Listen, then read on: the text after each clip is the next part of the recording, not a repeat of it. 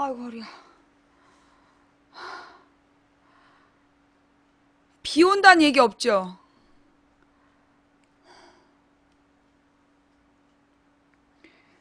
아침에 새벽 기도를 하는데 옷이 이렇게 밑에 깔려가지고 옷을 이렇게 살짝 엉덩이를 들고 옷을 뺀다고 두 번을 했는데 허리가 우두둑 그러는 거야. 그러니까 이게 좀 쿵쿵 앉으면서 이 디스크가 나갔나 봐. 허리를 굽힐 수도 없고 지금 너무 허리가 안 좋아요. 예. 그래서 지금 옛날에 우리 시청자가 또 보내주신 복대가 있잖아. 허리 아플 때 하는 거. 그리고 지금 막 이 골반이 골반 그 고관절이 쫙 찌릿찌릿해가지고 지금 어 왼쪽 다리가 너무 아파. 그러니까 이게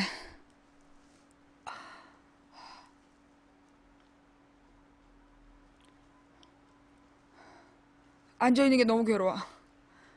서 있어도 아파. 응. 서 있어도 아프고 앉아 있어도 아파. 어떡해. 예. 이게 허리 근육이 있어야 되는데 근육이 없다 보니까 아니 요즘에 철봉이 없어. 옛날에 왜 그 평행봉 있었잖아. 이걸 뭐라 그래요? 양쪽으로 있는 거. 어. 양쪽으로 이렇게 돼 있어서 남자 어른들 올라가고 거기 매달려서 이렇게 허리 이렇게 운동도 하고 그랬었던 거. 그 평행봉이라는 거 맞나? 어. 옛날에 우리 아파트에 그게 있었는데 그 평행봉도 사라지고 철봉도 사라졌어요. 예. 근데 그 디스크 환자들한테 다른 거 필요 없이 그 평행봉하고 철봉만 있어도 그 디스크 증세가 많이 나아진다며.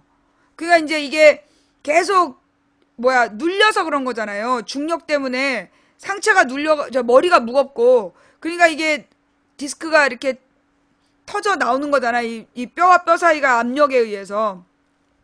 근데 그 저기 뭐야 철봉에 매달려 있거나 아니면 평행봉에 매달려서 다리를 이렇게 늘어뜨리고 있으면 그러면 이제 이 허리 부분에 이 틈이 벌어지면서 예 굉장히 좋아진다 그러더라고요. 예. 근데 그 물구나무를 쓰는 거는 잘못하면 위험하고, 예. 물구나무 쓰는 거는 그 잘못하면 위험하기 때문에, 그래서 차라리 평행봉에 이렇게 이게 끼고, 겨드랑이를 끼고, 다리에 힘 빼고, 그 매달려 있는 게 그게 가장 그 좋다 그랬거든. 어. 근데 그게 쉽고 편한데, 진짜 공기가 뭐가 문제가 있나 봐. 음. 근데 그게 지금 없어. 요즘에 놀이터에 평행공봉도 없고 철봉도 사라졌어. 예. 평행봉도 사라지고, 저기 뭐야, 철봉도 사라지고, 그쵸, 어깨가 나갈 수도 있죠. 물구나무 쓰다가 허리가 작살날 수도 있어. 허리가 부러질 수도 있어. 어. 물구나무를 쓰면 허리가 부러질 수 있고, 저기 뭐야, 이 평행봉에 매달리는 건 어깨가 나갈 수가 있다는데, 어. 근데 그 거꾸리가 비싼 거 아니야. 그니까 이제 저기 뭐야, 그걸 뭐라 그러니. 피트니스 센터에 가서 해야 되잖아. 어. 네. 네, 지금 저기 녹화 중이에요. 아유. 일단 여러분들 모두 궁금한 냉동고 사태부터. 이 죽으라는 법이 없어 사람이. 내가 어저께 그 저기 뭐야 아침에 아주 급하게 방송 시작 직전에 내가 이제 뭔가 결정적인 방법을 찾아야 된다. 그래서 뭐 했냐? 그래서 허리가 아픈가? 어.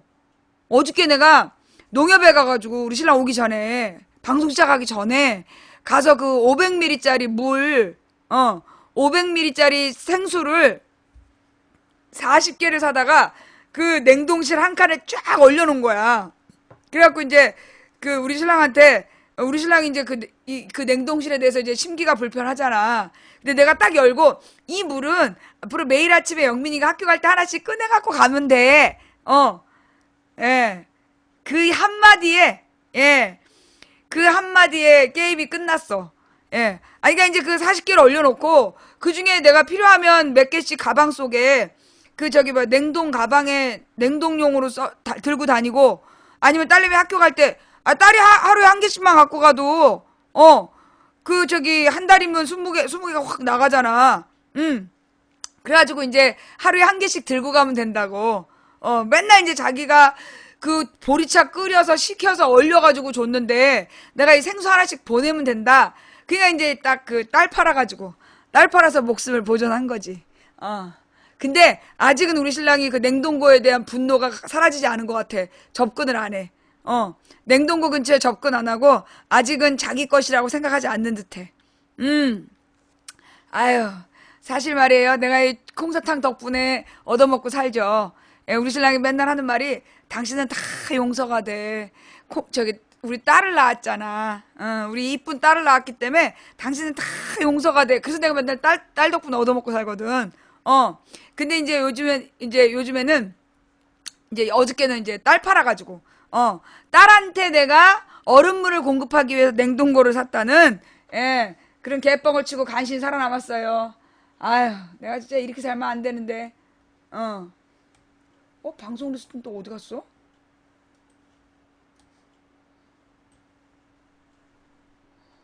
왜 방송 리스트가 사라졌니? 여기 있다. 떴다.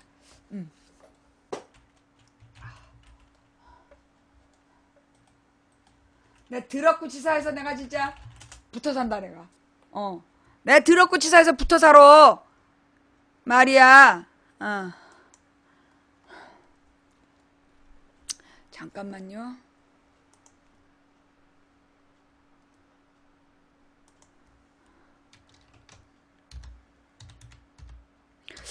나 원래 이번 주 내일 지방에 내려가려고 했는데 허리가 아파서 못 가겠네.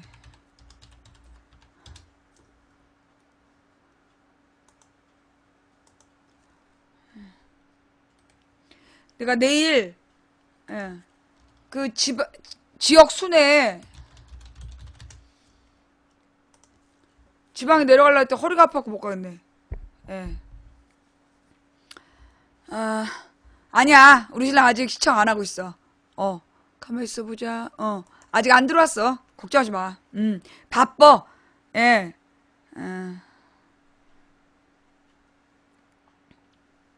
의원님 출장 중에 너무 가사 돌보는 거 무리해서 하는데 무슨 얘기지? 전 뭔 말인지 모르겠네.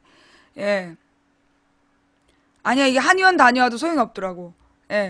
이거는 이제 그 충격으로 이렇게 이게 펑펑 눌린 거라서 지금 이제 그 시청자가 보내준 복대로 옆에 이제 근육을 눌러가지고 왜 이걸 좁혀서 위로 당기는 그거 지금 복대를 하고 그리고 이제 그 파스를 저기 붙여놓고 그게 좀 나아지겠죠? 자, 오자마자 그리고 이제 그 치맛단 사건은 아직 얘기 안 했어요. 얘기하면 굉장히 화가 날 것 같아서 기분 나쁠 때 기분 나쁜 얘기하면 더 화가 나잖아. 사실 이제 물타기를 하려고 했는데 일단 이거 영민이 물이야 얼음물이야 그걸로 이미 정리가 돼서 기분 한참 좋았는데 또 기분 나쁘게 하면 괜히 기분 나쁜 얘기는 그걸 뭐라 그러냐 연상작용을 일으켜가지고 그 냉동고에 대한 분노가 살아날까봐 그냥 기분 좋은 상태로 냅뒀어. 그 이제 더 큰 분노로 물타기 하려는 전술은 정리하고 그래서 이제 이게 다 내가 손자병법이랑 삼국지를 읽었기 때문이야. 어떻게 하면 이 상대방의 분노를 잘 조절해서 무리 없이 이게 내가 뜻하는 바로 갈 것이냐. 이 전략적 사고를 할 줄 알아야 돼. 네. 아이고 허리야. 자, 그래서 일단 냉동고 사태는 현재까지는 그렇게 큰 뉴스 덮기 그쵸? 근데 이제 만약에 오늘 와갖고 잔소리를 시작한다면 그때 이제 오늘 만약에 집에 와가지고 진지하게 냉동고에 대해서 얘기를 해보자 뭐 이렇게 얘기를 하면 그때 가서 이제 딸내미 치마 사건을 딱 얘기를 해가지고 뉴스 덮기를 해야지. 뉴스 덮기를 이제 딱 해가지고 그때 이제 위기를 모면을 해야 돼. 현재까지는 일단 기분 좋은 뉴스 하나로 기분 좋은 상황으로 일단 위기는 모면했어. 만약에 오늘 우리 신랑이 맛있는 걸 해준다. 그러면 이제 그거는 이 신랑이 맛있는 걸 해줄 때는 둘 중에 하나야. 내가 굉장히 기분이 다운돼 있을 때이거나 아니면 날 야단쳐야 될 때. 근데 내가 지금 기분이 다운돼 있지 않거든? 그러니까 이제 만약에 맛있는 걸 해준다면 그거는 잔소리 하려는 거야. 그렇기 때문에 혹시 맛있는 걸 하는 것 같다 그러면 잽싸게 톡 껴야 돼. 잽싸게 나 애진이한테 갔다 올게. 그러면 이제 도망가면 돼. 나도 살다 보니까 왜 그 여우 같은 마누라가 돼야 된단 말이 있잖아.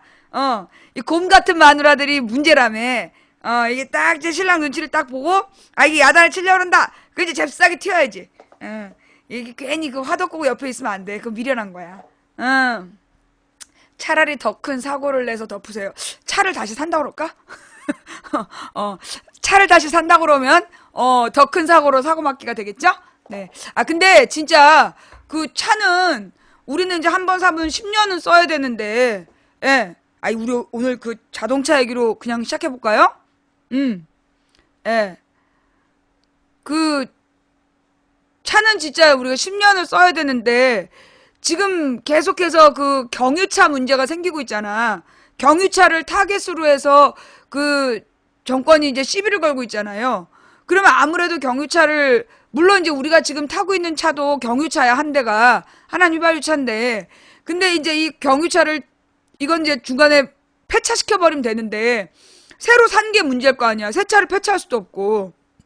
그래서 지금 이제 차를 못 사고 있는데 그래서 그냥 나 레이 타고 다니려고 레이 타고 이제 지방 순회를 다닐 생각인데 하여간 이제 이 경유차 문제. 근데 보니까 이 뉴시스 기사잖아요. 그 기사가 그 경유차 다른 연료와 미세먼지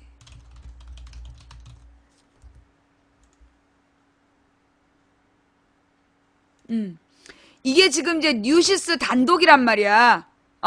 뉴시스 단독인데 요 기사로 한번 시작을 해볼게요. 얘기를.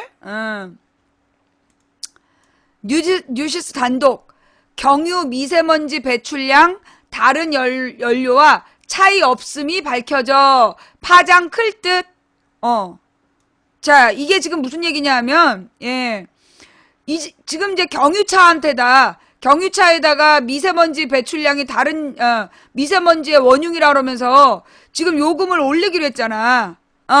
요금을 올리기로 했는데, 이게 지금 6년 전에 정부 보고서에 의하면 차이 없다는 게 밝혀졌다는 거야.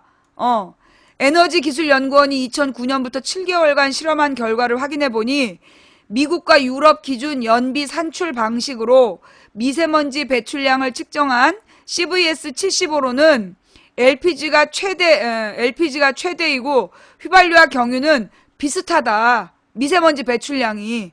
그러니까 LPG가 도리어 미세먼지가 많다는 거야. 그 다음에 NEDC 방식으로는 경유 킬로그램당 0.0024g, 휘발유 LPG와 별 차이가 없어. 그러니까 경유가 다른 연료와 비교해보면 미세먼지 배출 정도에는 큰 차이가 없다는 것이 6년 전에 공인된 실험을 통해 밝혀진 사실이 뒤늦게 확인됐다. 이는 연료 중 경유만 미세먼지의 주범으로 규정되고 있는 최근 상황과 전혀 다른 결과여서 상당한 파장이 예상된다. 특히 경유 사용 억제를 위해 가격 인상 필요성을 주장하고 있는 환경부의 논리에 중대한 허점이 있는 셈이어서 논란이 거세질 전망이다. 이를 뉴시스가 입수한 지난 2009년 당시 지식경제부 산하 한국에너지기술연구원이 실시한 연료 종류에 따른 자동차 연비, 배출가스 및 CO2 배출량 실증 연구 결과 보고서에 이 같은 내용이 담겨 있다. 뭐요? 지식경제부 산하, 정부기관 산하에 한국에너지기술연구원이 실시한 연료 종류에 따른 연비 배출가스 CO2 배출량 실증 연구 결과 보고서에 이 같은 내용이 담겨 있다. 해당 연구는 동급 차량 및 엔진을 대상으로 휘발유, 경유, 액화 석유가스, 압축 천연가스 등 연료 종류에 따른 연비와 일산화탄소, 미세먼지 등 규제, 배출가스 배출량을 알아보기 위해서 실시됐다. 대한석유협회, 한국LPG협회, 한국도시가스협회 등 관련 단체가 총 예산 3억 원을 출연해서 2009년 8월부터 이듬해 2월까지 7개월간 이 실험이 실시됐다. 이 한국에너지기술연구원은 어쩌고저쩌고 지식경제부 공인연비시험기관 환경부 배출가스 저감사업 인증 시험기관이다. 당시 제3차 에너지세계 재편에 대한 논의가 정부 차원의 논의가 수면 위로 떠올랐고 지식경제부에서 관련 자료 마련 차원에서 실시된 것으로 전해졌다. 연구 보고서는 휘발유, 경유, LPG, 천연가스 연료 등 각종 연료 자동차에 대해 규제 배출가스, CO2 등에 미치는 영향을 객관적으로 공정하게 실험 평가에 정책적으로 활용할 수 있도록 비교평가 자료를 확보함을 목적으로 한다라고 연구 목표를 밝혔다. 실험은 모든 연료에 대해 미국과 유럽의 기준 연비 산출 방식인 CVS75와 NEDC 모드를 사용해 미세먼지 배출 정도를 측정하는 방식으로 진행됐다. 실험 결과 휘발유와 경유, LPG, CNG의 미세먼지 배출량에는 큰 차이가 없었다. 우선 CVS75 방식으로 진행된 실험에서는 LPG가 1km당 0.0020g의 미세먼지가 발생해 가장 많은 것으로 나타났다. 휘발유와 경유는 0.0017g per km, CNG는 0.0010g per km이었다. NEDC 방식으로 진행된 실험에서는 경유가 0.024g per km로 가장 많은 미세먼지가 배출되는 것으로 나타났고 나머지 휘발유와 LPG, CNG는 0.020g per km를 기록해 큰 차이를 나타내지 않았다. CVS75와 NEDC 평균으로 따졌을 경우 경유가 0.0021, LPG가 0.0020, 휘발유가 0.0018, CNG가 0.0015 등 큰 차이를 나타내지 않았다. 다만 각 단체들이 자체 조사한 결과에서는 다소 차이가 발견됐다. 세계 기관이 자체 실험한 실험 평균 데이터에서도 경유는 0.0021, 휘발유는 0.0018, LPG가 0.0016 등으로 나타났다. 그러나 공인기관 연구를 통해 경유만이 미세먼지 배출의 주된 원인이라고 볼 만한 근거가 없다고 판명된 데 따라 경유 가격만 올리는 것은 형평성 문제가 있다는 게 관련 업계의 판단이다. 자, 지금 정부가 뻥깐 게 그대로 들통이 난 거죠? 그죠? 예. 현재 정부가 뻥깐 게 그대로 들통이 났다는 거야.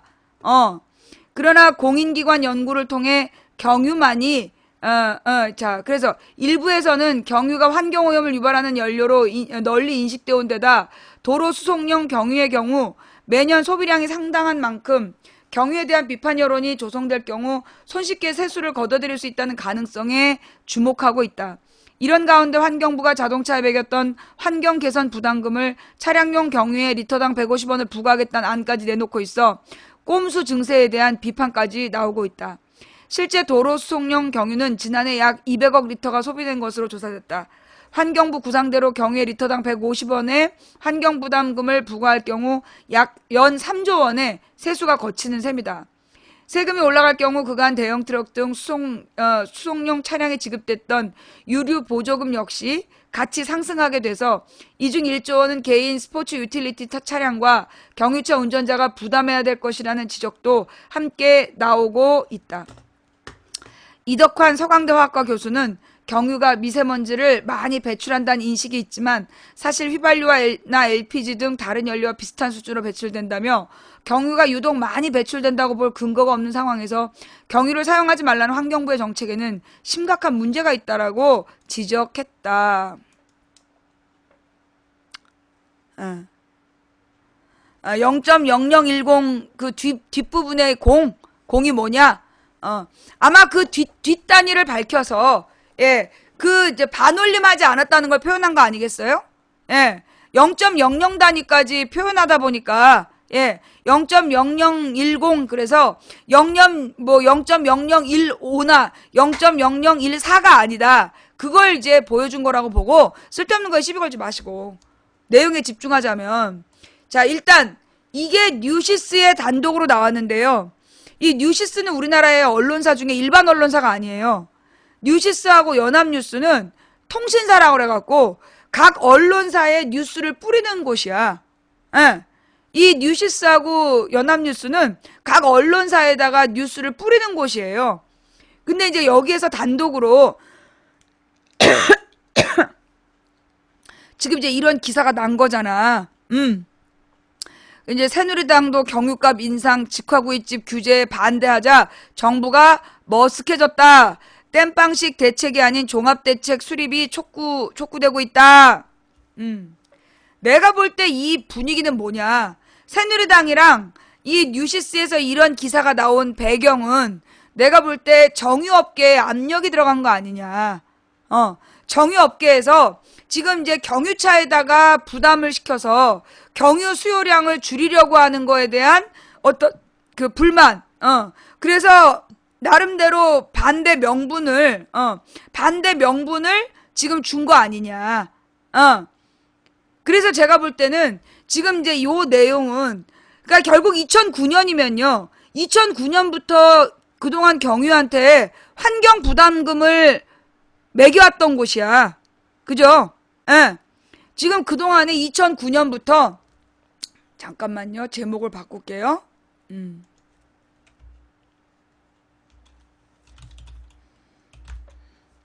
경유차, 다른 연료와 미세먼지 차이 없어?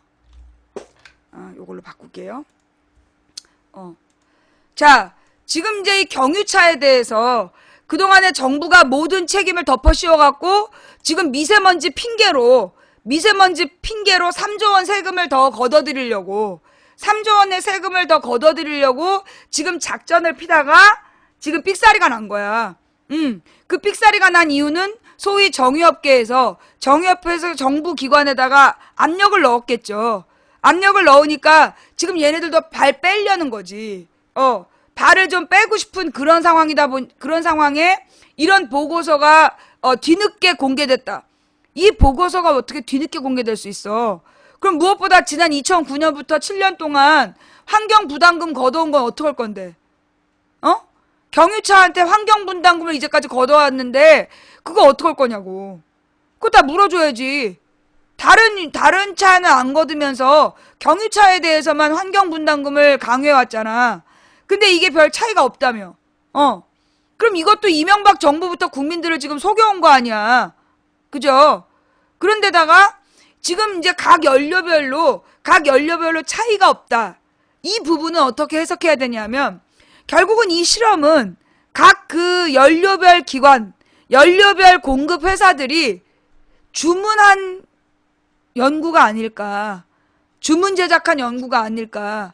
한마디로 어느 특정 연료에다가 특별히 어떤 부담을 못 주게 하려는 정부 정책을 시행하는 데 있어서 특별히 어떤 특정 연료에게 뭐 세금이라든가 부담을 더 줘서 그 사용량이 급격히 줄어들지 못하게 하려는 어떤 명분형 조사가 아니었을까. 왠지 느낌이 그렇다 이거지. 네. 그니까 이제 지금 상황은 이제 내가 이제 경유차를 안 사기로 한 게 그게 나는 이제 이 전기차가 나온 지 얼마 안 돼서 이게 곧 패러다임이 바뀌는 줄 알고 안 샀는데 보니까 말이에요. 이미 내가 어저께 연도를 잘못 말했다더만 경유차가 뉴욕의 자동차 중에 3분의 1이 전기차로 사용된 게 1910년대래. 뉴욕에서 전기 자동차가 상용화됐던 게 그게 1910년대였대요. 그러다가 그러니까 뉴욕에서 운행하는 차량의 3분의 1이 전기차였던 거야. 1910년대에. 예. 그러다가 1920년부터 정유 기술이 발전해가지고 석유 자동차로 이제 다 바뀌게 된 거지. 1920년부터. 그리고 난 다음에 이제 이 원유업계가 그 정유업계죠. 정유산업을 하는 회사에서 사실 이게 어마어마한 돈이거든. 그리고 이 정유회사들이 어마어마한 돈이 흘러요. 실제로 이제 특히 우리나라가 내가 옛날에 들은 얘기인데 우리나라에서 원유를 사러 간다 그러면 전 세계 원유값이 오를 정도였다는 거야. 한국에 유조선이 오고 있다 이러면 그 당시 그러니까 그게 2000년대 초반 얘기야. 원유값이 엄청 올랐다는 거야. 그래서 그렇게 원유값이 오른 이유가 나는 뭐냐? 우리가 쓰면 얼마나 쓴다고. 알고 보니까 우리나라에서 수입하는 원유의 96%? 97%가 전부 수출되는 거야. 원유를 수입한 양에서 우리 국내에서 소비되는 양은, 예, 국내에서 소비되는 양은 5% 정도밖에 안 된다는 거야. 많아야. 나머지 95%는 전부 다 정유 산업을 해서 수출하는 거야. 요 얘기 지금 처음 하셨어요? 예. 요 얘기 지금 처음 들으셨어요? 그니까 이게 그 정유 기술이 일반적인, 그니까 그 나라에 없다는 거예요. 가령 원유 산유국이잖아, 산유국. 산유국이 원유가 나는데 그 나라에서는 그 나라는 원유가 있지만 정유 기술이 없다는 거야.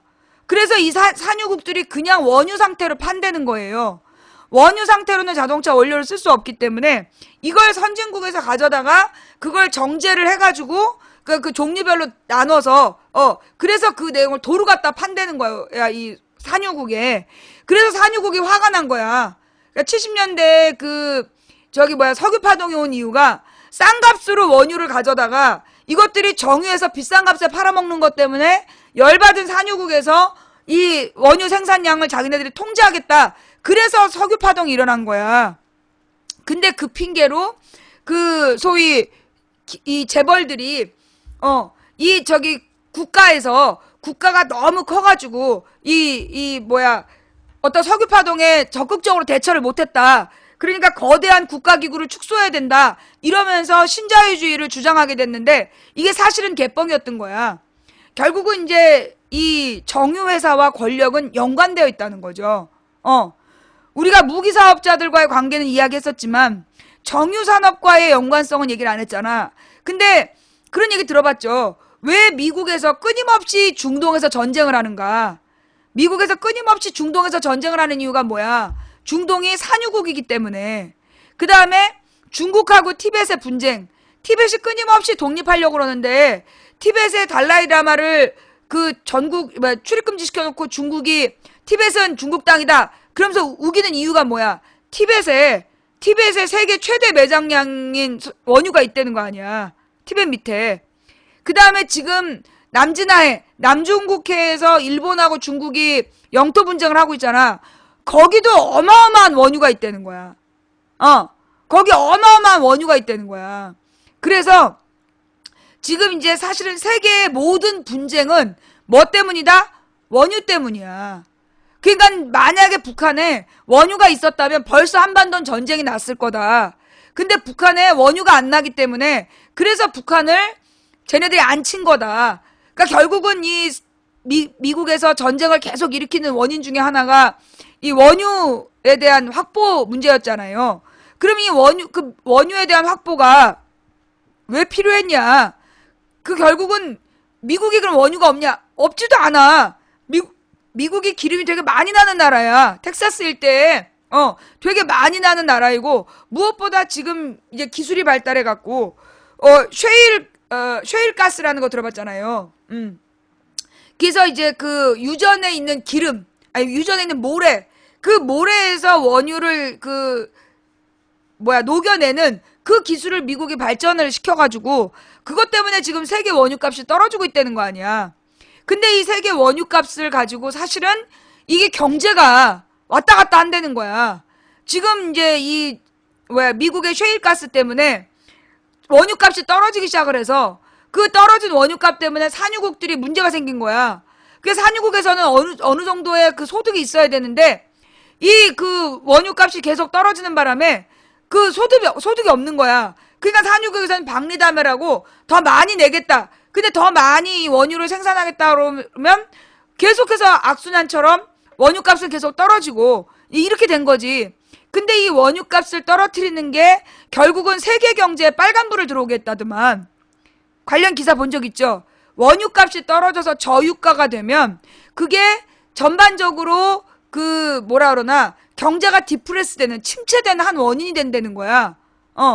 우리가 생각할 때는 저유가면 기름값이 올라가갖고 비용이 올라가고 물가가 상승한다면 기름값이 내려가면 생산 비용이 적게 들어서 그만큼 경제가 활성화돼야 될 것 같잖아. 근데 그게 아니라는 거야.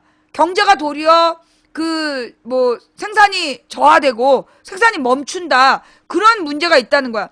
결국은 이게 기름, 원유. 이 원유가 세계의 경제를 움직이고 전쟁의 원인이 되고 모든 발단인 거야. 그리고 지금도 이제 각 지역의 국제적 분쟁의 원인도 결국 원유 때문이고.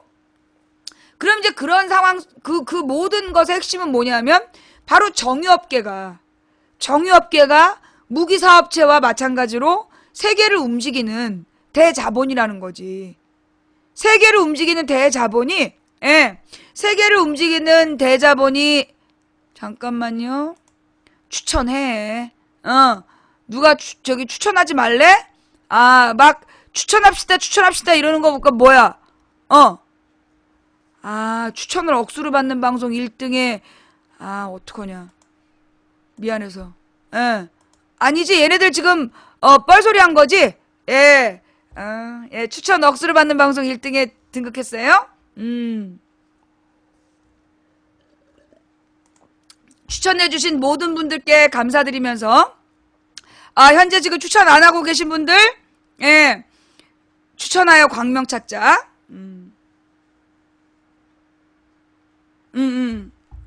스모니아님 중요한 얘기 했어. 무슨 얘기냐면, 결국은 이제 이 정유업계와 이 원유 가격이 세계 경제를 움직이는 뒷손이고, 그리고 이제 보이지 않는 손이고, 그리고 지금 이제 이 원유값이 떨어진 이유 중에 하나는 러시아가 시베리아에 어마어마한 원유가 있는데 그 원유를 이제 판매해서 그걸로 이제 러시아 경제를 발전시키려고 하니까 그걸 미국에서 견제하느라고 미국에서 이 러시아의 원유값을 떨어뜨리기 위해서 그래서 일부러 원유 가격을 또 낮춰가지고 결국 러시아를 압박하는 용으로 쓰는 문제. 그것도 이제 세계 원유값이 내려가는 한 원인이 됐다는 거 아니겠어요?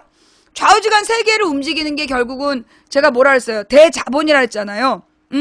제가 이제 대자본이 세계를 움직이고 있다고 말씀을 드렸는데 결국은 그 세계 대자본이 무기 사업자들과 그리고 뭐하고도 정유업계하고도 연관되어 있는 거야. 그러니까 엄청나게 많은 이 기름을 팔아서 이익을 챙기는 원유값과 또 석유값은 다르잖아. 원유를 어떻게 휘발유나 경유나 무슨 등유나 이렇게 다 분리를 하는 거잖아. 다 분류를 해내는 건데 그 정제하는 것들의 가격대가 다 다르기 때문에 그래서 그걸로 돈을 정유업계가 엄청 벌어들이는 거야. 그 정유업계에서 벌어들인 돈이 어마어마하고 그 돈의 양 때문에 결국 그 돈으로 정부에다가 압력을 가하는 거죠. 그러니까 이제 이 얘네들이 그 LPG, 그 다음에 일반 휘발유, 그 다음에 경유, 이 생산하는 애들이, 그 협회들이 각각 이 자기네들의 연료에는 문제 없다. 이런 명분을 쌓기 위해서 저런 연구를 돈을 댄 거 아니겠냐. 그래서 결론적으로는 지금 그동안에 경유한테만 환경분담금을 정부에서 2009년부터 받아왔고, 그리고 지금도 박근혜 정부에서 경유값을 150원 올려가지고 3조 원의 세수입을 더 받아들이려고 꼼수를 피우고 있는데 이게 결국 개사기라는 게 이게 이 연구 보고서로 있는 거야 지금. 이미 2009년에 LPG하고 휘발유하고 경유차가 미세먼지를 발생시키는 데 있어서 별 차이가 없다는 게 이미 보고서로 있는데 그걸 무시하고 지금 박근혜 정부에서 경유값 150원을 올려가지고 3조 원의 세수입을 더 걷어들이려고 하고 있다.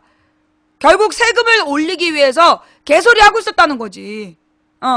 지금 경유차가 미세먼지의 주범이다라는 주장은, 경유차가 미세먼지의 주범이다라는 주장은 결국은 뭐예요?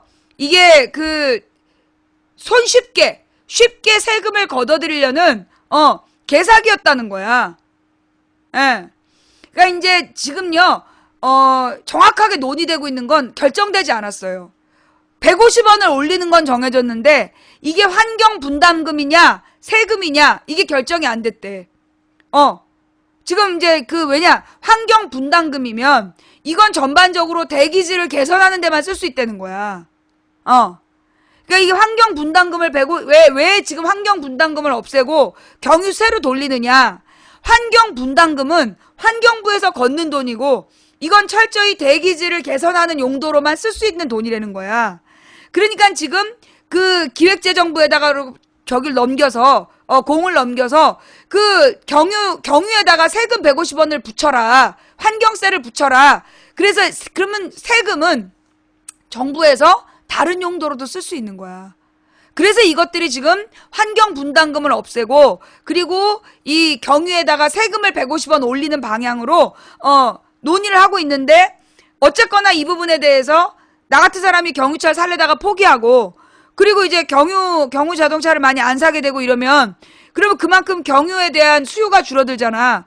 그리고 이제 경유에 대한 나쁜 인식들이 늘어나게 되고 그러면 세계에다가 경유를 수출하는 이 회사들은 이미 이제 타격을 받으니까 이게 이제 압박에 들어가는 거죠. 그러니까 정부를 압박하는 것 같아. 그래서 지금 정유업계의 반발로 지금 박근혜 정부에서 경유에다가만 150원 더 붙이려는 게 지금 삑사리 나고 있는 거 아니냐. 좌우지간 이 박근혜 정부는 사실 부자들은 경유차 잘 안 타잖아요. 예. 사실 부자들은 경유차 잘 안 타요. 대부분이 휘발유차 타고, 예. 갑부들은 대부분이 휘발유차 타. 걔네들은 SUV도 휘발유 SUV 타요. 부자들은. 외국차는, 외국에서 들어온 SUV들은 상당히 많이 휘발유차야. 경유차를 별로 부자들은 안 타. 그러니까 일부러 그러면 경유는 누가 제일 많이 써? 트럭을 탈 때 대형 트럭을 탈 때 한 번에 120리터 막 이렇게 넣는 거 아니에요? 120리터인가 아니야 얼마래더라? 한 번 넣으면 기름값만 100만 원어치가 들어간대. 그죠? 50만 원어치인가? 예. BMW의 경유차가 들어와 있어요. 좌우지간 지금 외국에 돌아다니고 있는 SUV는 경유차가 아니라 다 휘발유차래. 미국의 SUV 많이 돌아다니잖아. 그게 전부 다 휘발유차라는 거야. 경유차 별로 없고. 근데 이제 400리터. 그래가지고 이 트럭 같은 경우에는 트럭 같은 경우가 경유를 제일 많이 쓰고 있고 그래서 경유값으로 100만 원 가까이 돈을 옛날에 제일 비쌌을 때는 기름값만 100만 원 정도 들어간다 그랬어. 옛날에 김대중 노무현 때 기름값 쌀 때 한 40~50만 원이었는데 이명박 때 기름값 한 짭 치솟 샀을 때는 그때 기름값만 100만 원이 넘는다. 이런 얘기가 있었단 말이야. 그러니까 400리터면 400 곱하기 150원 해봐. 그러면 근데 이제 이런 트럭 같은 경우에는 소위 이제 돌려준다는 거 아니야? 정부에서 돌려주겠다. 그걸 뭐라 그러지? 트럭 운전하는 사람들한테 돌려주는 돈. 그걸 무슨 환급금, 유료 환급금인가? 이런 이름을 붙여가지고 돌려준다.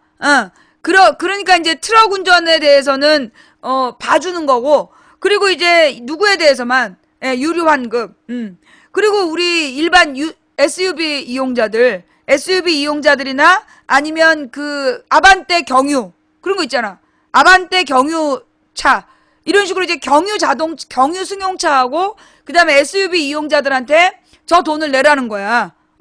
얘네들은 지금 이제 3조 원의 세금을 걷어들이기 위해서 3조 원의 세금을 걷어들이기 위해서 환장해가지고 지금 이 SUV 이용자들을 노리고 있는 거죠. 그죠?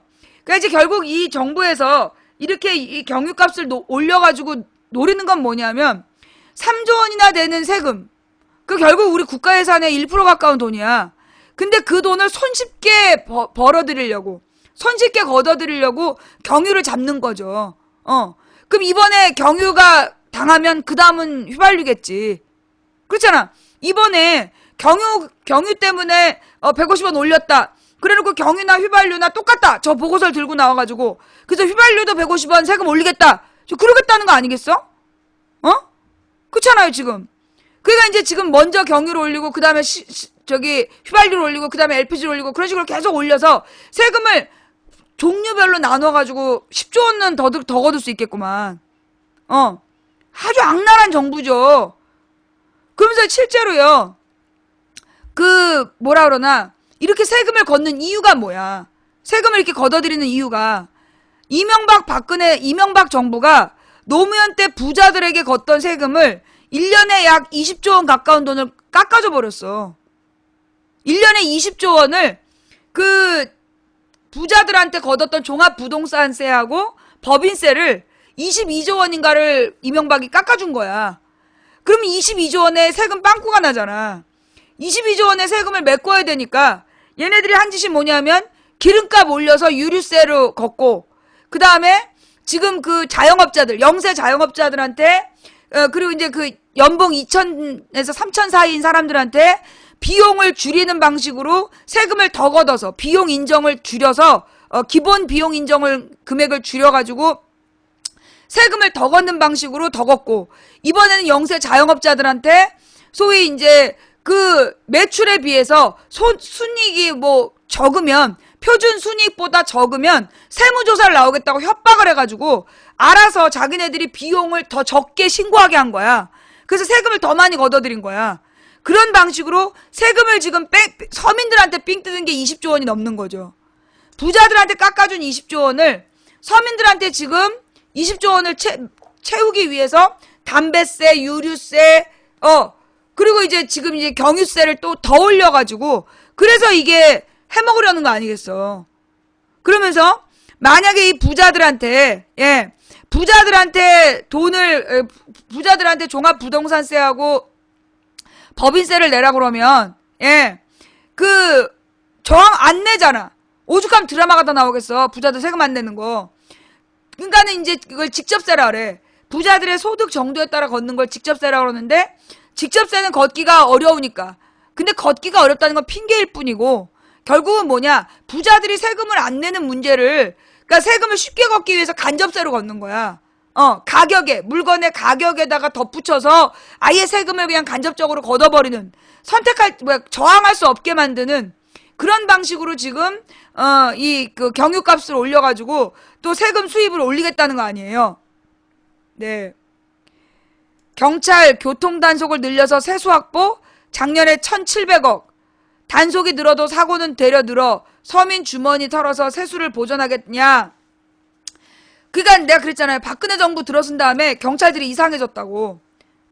경찰들이 이상해진 거야. 뭐냐 하면 이게 꺾이는 길, 이렇게 와서 이렇게 꺾이는 길 여기에 몰래 숨어 있는 거야. 숨어 있다가 이 방향으로 계속 그 운전자들, 여기서 이렇게 와서 차를 운전하는 사람을 보는 거야. 그 용도가 그거라는 거야. 안전띠를 맸냐 안 맸냐. 그래서 안전띠 안 맨 사람들을 단속해가지고 그 범칙금 거두려고 거기 숨어 있다는 거야. 경찰들이 곳곳에 숨어가지고 단속을 해가지고 범칙금을 거둔 거야. 그럼 이게 단속의 목적은 원래 오늘부터 안전벨트에 대해서 단속을 한다. 이렇게 공지를 해서 그 안전벨트를 매게끔 유도하는 게 목적이어야 되잖아.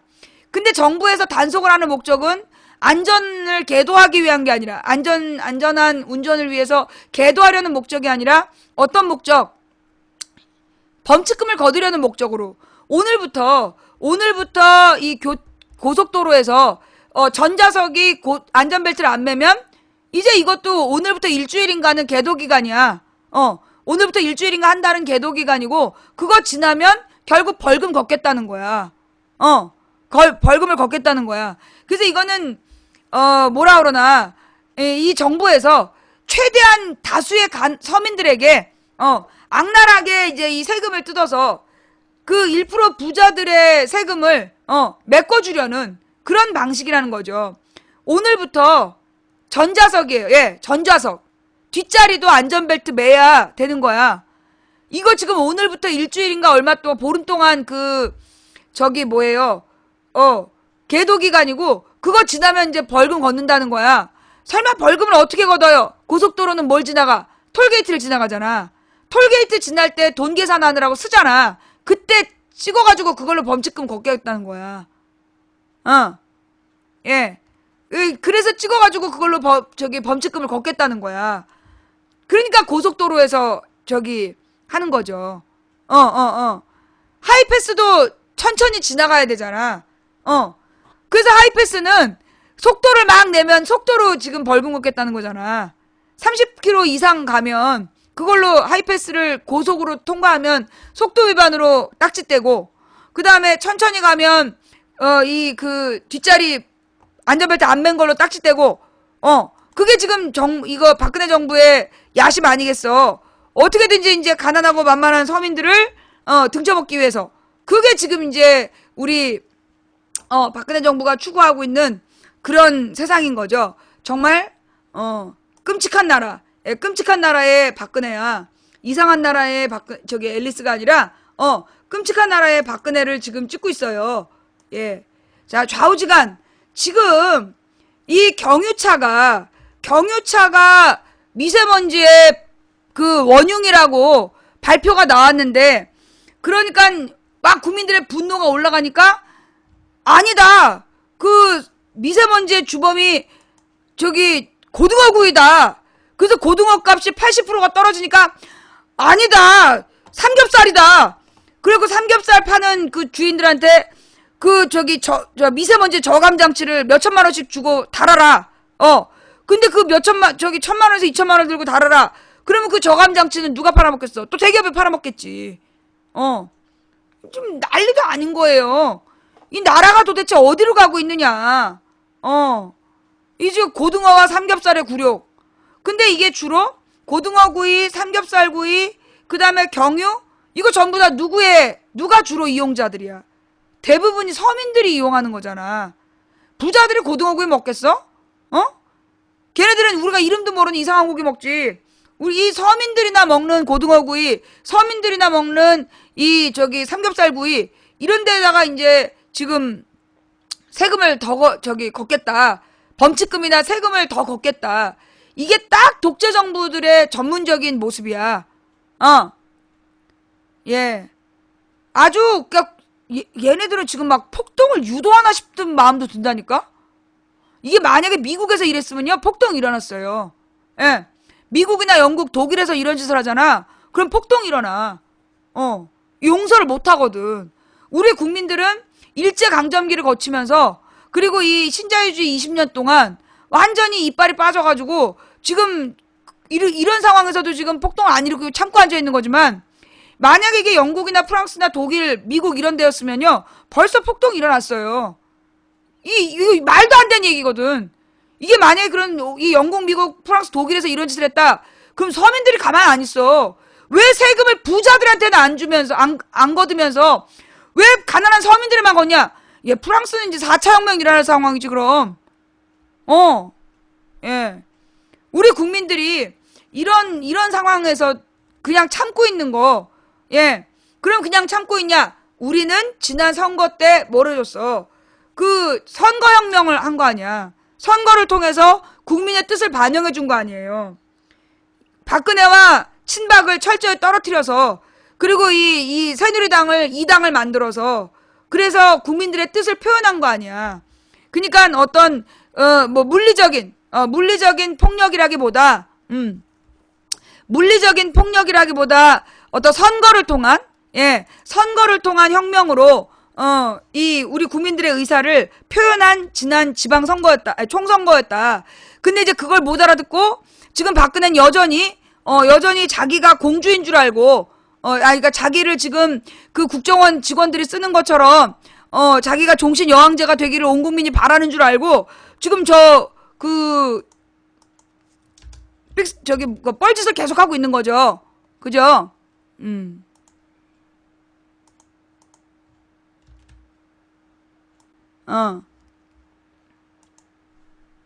그니까 지금 보니까, 사실 이제 우리 국민들이 폭동을 안 일으키는 이유는 뭐냐?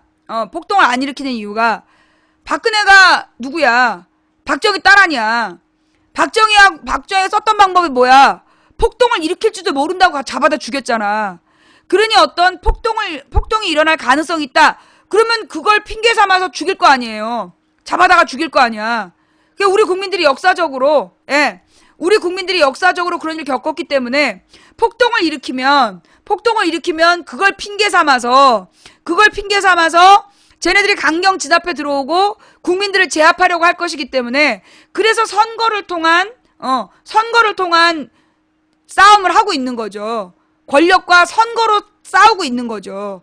그러니까 이제 계엄령을 유도하려고 계엄령을 내리고 싶어서 어떤 폭동상탕을 유도하는 거 아닌가.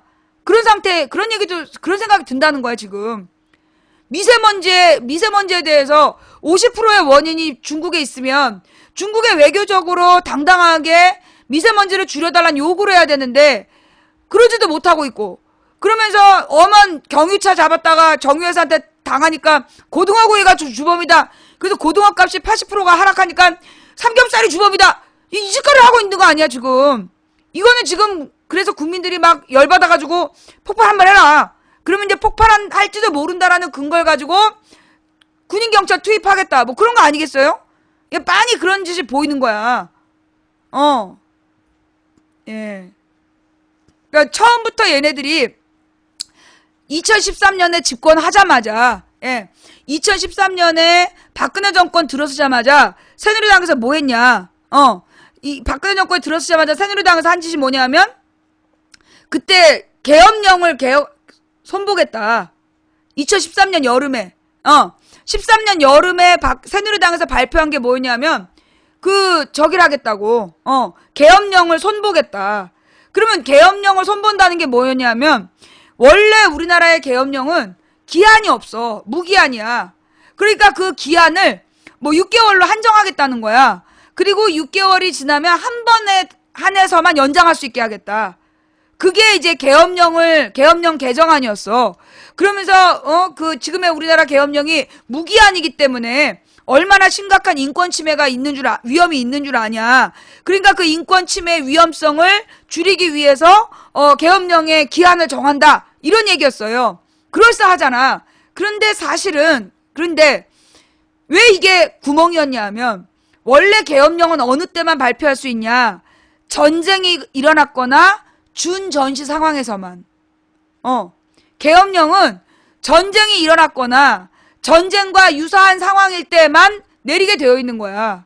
무기한인 이유가 그렇게 국가적으로 아주 명확한 비상사태일 때 내릴 수 있고 그리고 그 명확한 비상사태가 종료되면 그건 자동 폐기되는 거라서 기한이 정해져 있지 않은 거야. 근데 이것들이 그 기한을 정한 이유는 뭐냐? 아무 때나 내리려고. 아무 때나 내리려고 그 기한을 정하겠다. 그리고 아무 때나 내리고 그 비상사태가 끝내도 1년까지는 연장하려는 그런 목적으로 이 계엄령을 연장하려고 그러다가 망치 부인이 지랄지랄 해가지고 결국은 폐기됐어.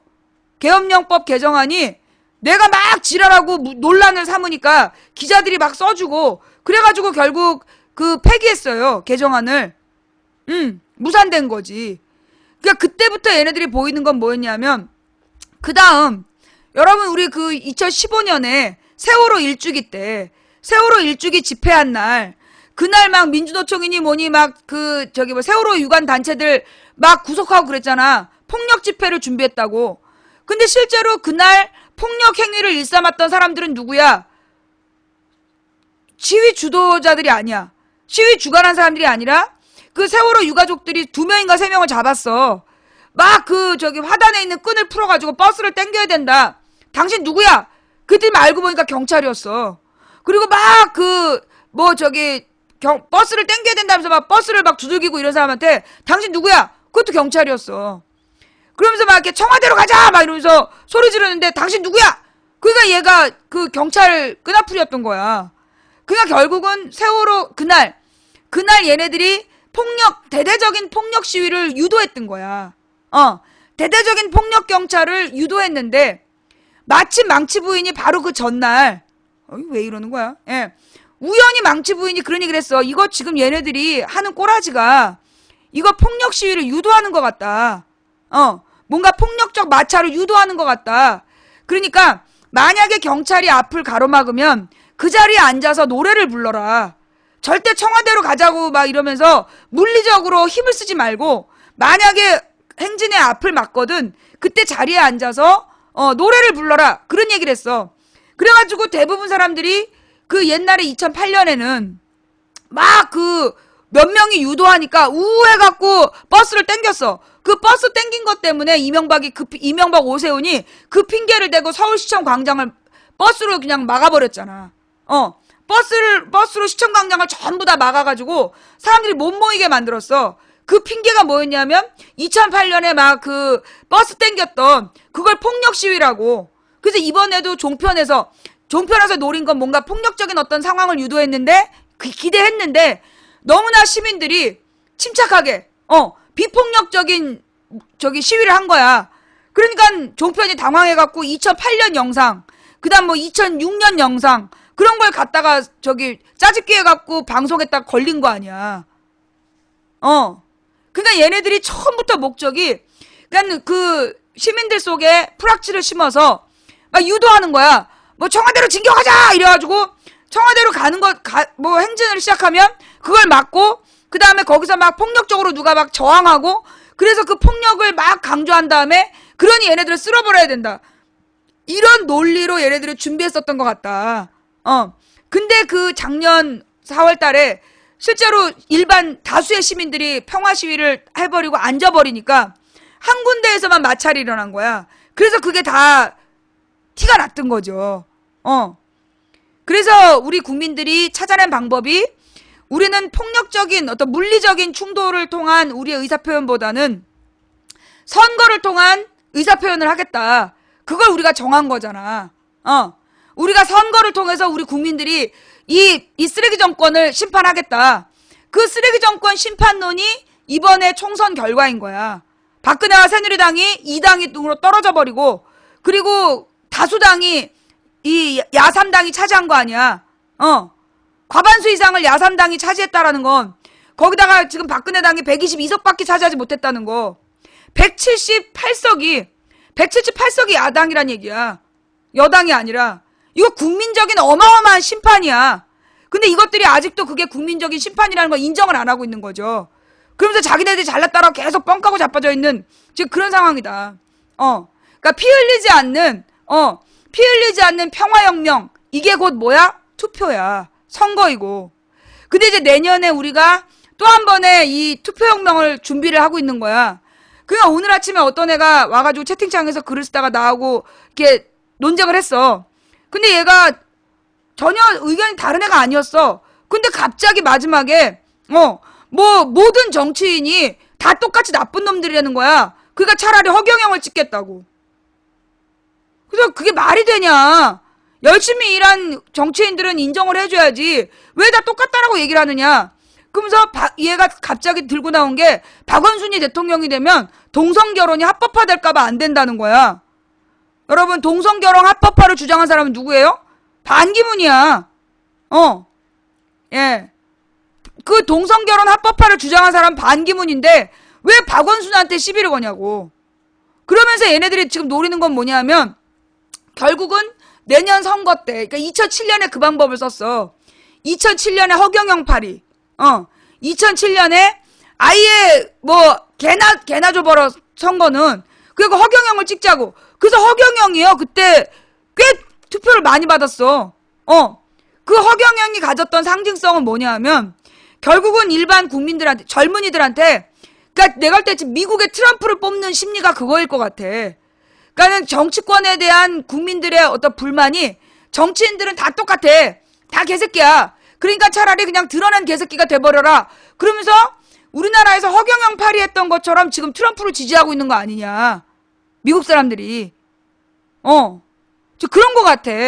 그런 것처럼 이건 뭐냐면 정치를 희화화하는 거예요. 정치를 희화화하고 정치인들이 되게 나쁜 놈들이다. 다 싸잡아서 지금 분위기가 그러지 않아? 뉴스의 논조가요. 뉴스의 논조가 이번 주에 계속 뭔 얘기를 하냐면 국회의원 특권에 대한 이야기. 국회의원이 특권을 내려놓지 않는다. 그런 기사 계속 나오고 있잖아. 그러면서 400 몇시까지의 뭐 특권을 누리고 있다. 그러면서 한 사람의 국회의원이 1년 동안 그 국회의원을 유지하기 위해서 들어가는 돈이 6억 몇천만 원이다. 그러면서 보좌진들의 비용까지 다 계산하니까 한 사람당 6억 몇천만 원이 들어가서 그래서 국회가 총 2천 몇백억을 쓰고 있다. 그런 얘기예요. 그 얘기를 들으면 이 국회의원 개새끼들 쉽잖아.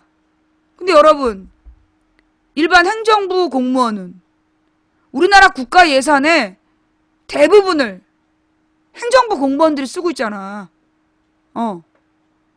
박근혜와 장관들 OECD 상위권으로 월급 받아요. 국회의원들보다 장관 월급이 더 많은 거 알죠? 근데 왜 언론에서 장관 월급 많은 건 얘기 안 하냐고.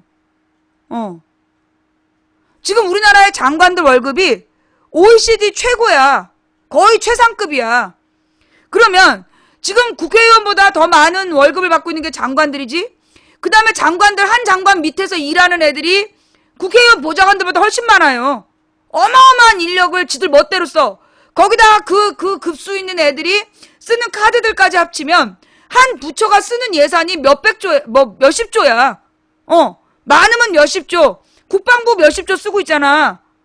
근데 그 몇십 조 어디다 쓰는지 밝혀라. 국가 기밀이라고 안 가르쳐주고 1,000억짜리 무슨 침낭 개발한다고 그러면서 1,000억 날려먹고 이런 식이잖아. 예. 장관 월급이 국회의원보다 높아요. 장관 비서도 국회의원 비서보다 많고요. 장관들을 위해서 움직인 애들이 장관실에서 움직인 애들이 국회의원 비서보다 많아. 그런데다 걔네들이 전부 다 카드 써. 그 무슨 뭐 활동비 같은 거. 부처 하나당 어마어마한 돈을 쓰고 있는데 몇 조 원에서 몇십 조 원을 쓰고 있는데 거기에 대해서는 제대로 비판하는 기사가 없어. 그러면서 국회의원의 특권을 내려놓지 않는다? 그러면서 국회의원들이 아무짝에 쓸모없다? 그런 뉴스를 계속 내보내는 거야. 이게 무슨 주장이냐? 한마디로 지금 여소야대가 됐잖아. 그래서 지금 야당 의원들이 다수란 말이야. 야당 의석이 다수인 국회를 박근혜가 해산시켜버리고 싶은 거지. 여러분 기억나요? 박근혜가 대통령이 된 다음에 제일 먼저 한 짓이 뭐냐 하면 계엄령법을 개선한 거, 개혁하려고 하다가 걸린 거. 또 하나가 뭐냐? 국회 해산론. 국회 해산론. 이게 국회 해산 지하부장한테 배운 게 그거밖에 없잖아. 국회를 무력화시키고 국회를 아주 나쁜 놈들이라고 이미지 시켜가지고 세뇌시켜가지고 해산해버리려는 게 목적이야. 그래야 자기 혼자서 다 지배할 수 있잖아. 결국은 야당이 다수인 국회를 무용지물로 만들고 혹은 국민들 비난의 대상으로 만들어서 그래서 뭘 노리는 거야? 자기의 독재를 원하는 거야. 자기 독재를 견제할 수 있는 기구를 없애버리려는 게 목적이야. 박근혜와 그 일당이 계속해서 박근혜와 종편이 계속 국회를 비난하는 이유는 딱 하나예요. 오로지 박근혜를 견제할 수 있는 합법적인 무기를 가진 집단이 누구야? 국회야. 탄핵소추권. 박근혜의 독주를 유일하게 막을 수 있는 기관이 누구냐? 이거 국회예요. 국회만이 탄핵소추권을 가지고 박근혜의 독주를 막을 수 있단 말이야. 그러니까 얘네들은 지금 이 국회를 무력화시키는 게 목적인 거야. 그래서 국회의원 특권 내려놓으라는 얘기를 계속 강조하고 있는 거예요. 그래놓고 장관들 특권에 대해서는 아무도 보도를 안 해. 웃기잖아. 그죠? 각 부처별 예산 총액 발표 안 해. 장관의 비서가 몇 명인지, 장관 비서들의 월급은 얼마인지 공개 안 해. 왜 맨날 국회의원만 까대는 거야? 그 다음 여러분 생각해보세요. 경유세를 행정부에서 지들 멋대로 올릴 수 있다 없다. 모든 세금 인상은 누구의 동의를 얻어야 돼?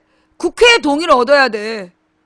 근데 지금 박근혜는 지 멋대로 세금을 막 시행령 따위로 세금을 막 정하려고 그러고 있잖아. 내가 얘기했잖아요. 우리나라 법에 5단계가 있다. 제일 아래 단계 법에서 제일 높은 단계 법까지 있다. 제일 아래가 지방자치단체장이 만드는 법 규칙. 그 다음에 지방의원들이 만드는 조례. 그 다음에 그 시행령이나 대통령령, 총리령 같은 명령. 이 명령은 행정부가 국회에서 만든 법률을 행정부에서 시행하기 위해서 보조적으로 만드는 게 시행령이야.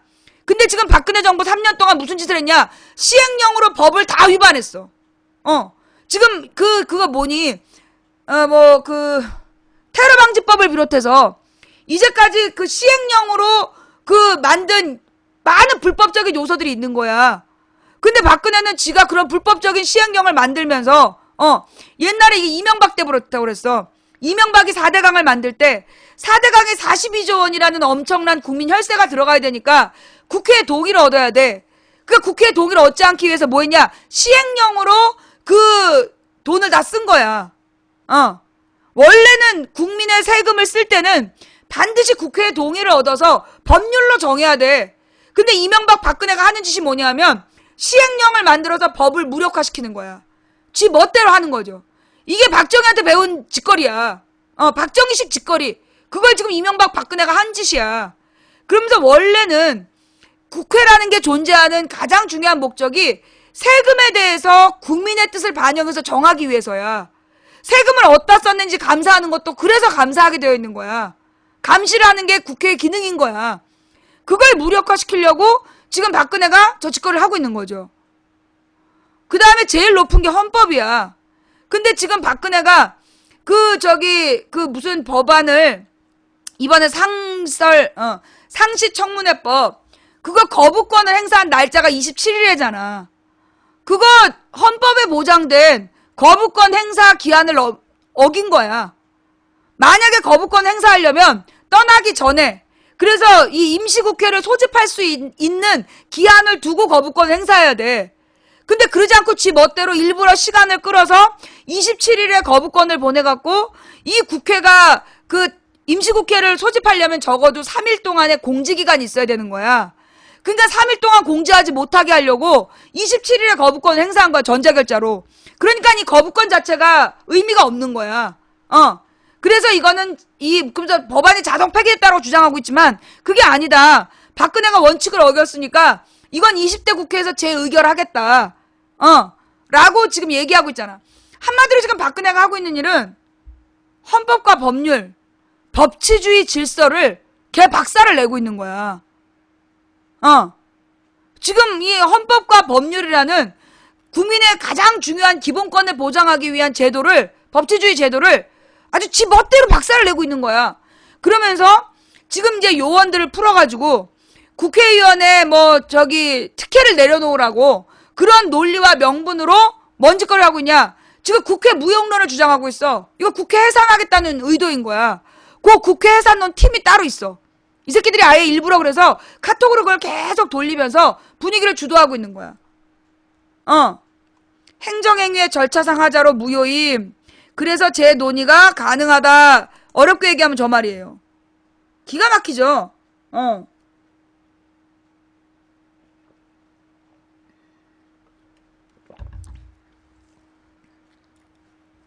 지금 얘네들이 그래서 막 국회의원과 모든 정치인들을 싸잡아 비난하는 다 똑같이 나쁜 놈들이다. 그런 논리로 싸잡아 비난하면서 국회의원 무노동 무임금이다. 이런 주장을 또 하는 거야. 그러면서 하고 있는 게 뭐냐면 원 구성이 안 돼서 국회를 열지 못하면 국회의원 세비를 반납하라. 그럴싸하잖아. 그죠? 야, 그럼 청와대는 일 안 하면서 월급 다 받아가잖아. 1년 내내 해외여행 하면서 월급 따박따박 받잖아. 이 세비를 받지 말아야 된다는 논란을 일부러 유도하고 이걸 제일 앞장서서 발표하는 게 안철수 아니야. 원이 구성되지 않으면 세비를 안 받겠다. 지가 지금 그 당의 대표로서, 공동대표로서 지가 할 말이 세비를 안 받겠다 이런 얘기를 하면 안 되고 어떻게든지 원 구성을 시켜야 될 주체인데 그러고 앉아있는 거야. 원 구성 안 되면 세비를 안 받겠다. 아, 정말 여자 박근혜야. 정말 여자 박근혜야. 예. 그러니까 반기문 6일 동안 지난 다음에 그 반기문을 이제 막 팔았잖아. 근데 반기문이 출마하는 게 그 국제관습법 위반이다. 이것까지 우리 방에서 또 찾아냈잖아요. 그리고 세계 언론에서도 반기문의 대선 행보에 대해서 비판하는 기사가 나왔잖아. 그러니까 이제 다시 얘네들이 안철수 팔이를 하는 거야.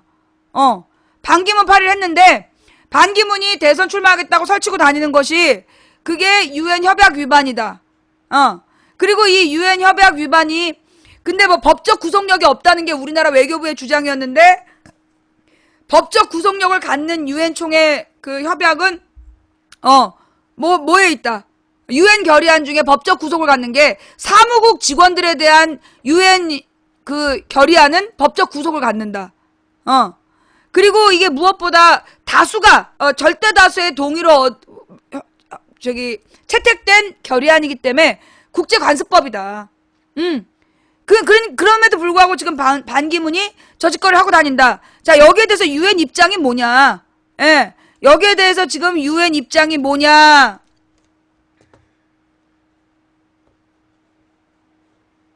반신반인을 위해서라면 임금 체불 정도는 애국입니다.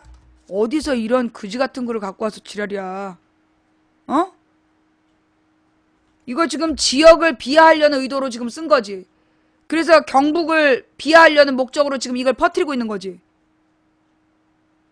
꺼져 너. 자, 유엔 반총장 퇴임 뒤 정부직을 제한하고 있는 유엔 결의를 알고 있다. 유엔에서 말하기를 반기문도 지금 퇴임 뒤에 정부직을 맡는 것을 제한, 금지하고 있다라는 유엔 결의 알고 있다. 반기문 유엔 사무총장도 퇴임 직후에 정부직 진출을 제한하는, 하면 안 된다라고 규정하고 있는 것을 그 유엔 결의 내용을 알고 있다고 유엔 측이 공식적으로 밝혔다.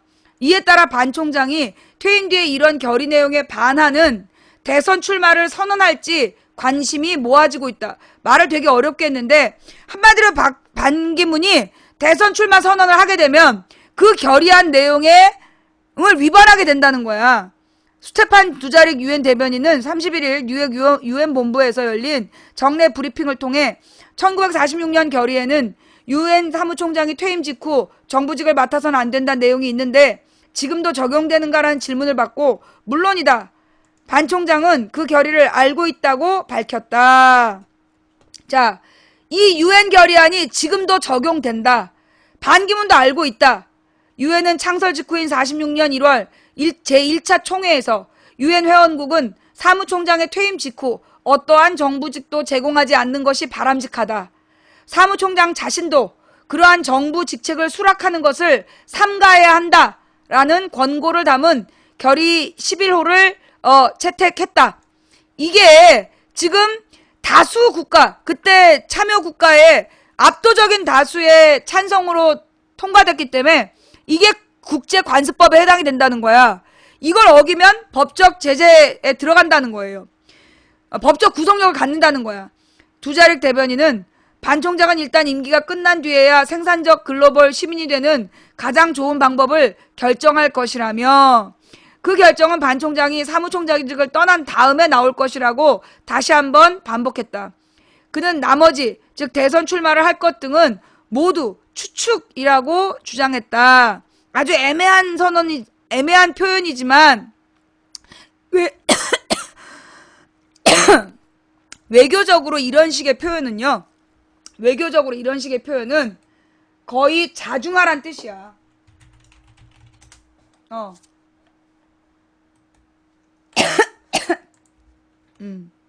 자, 대선 출마할 것이다. 이런 건 모두 추측이다. 그러니까 공인된 사실이 아니다. 공식적인 사실이 아니다라고 부정하는 거죠.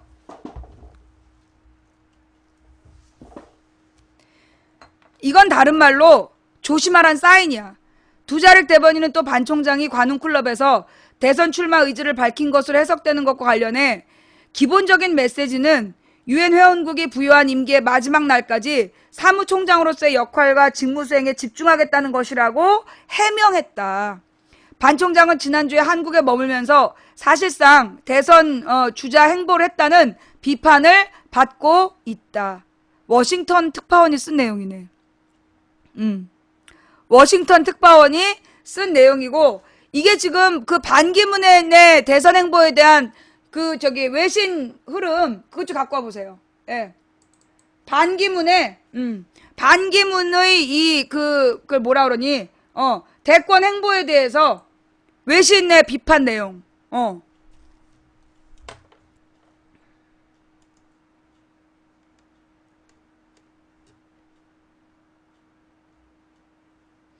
망치 부인님이 저의 친구를 고소하였습니다.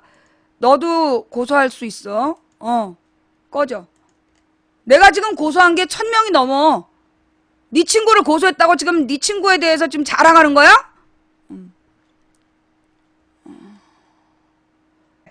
우리가 반기문을 지지하면 그보다 더 할 수 있다는 얘기죠. 예. 외신들, 그래, 이거.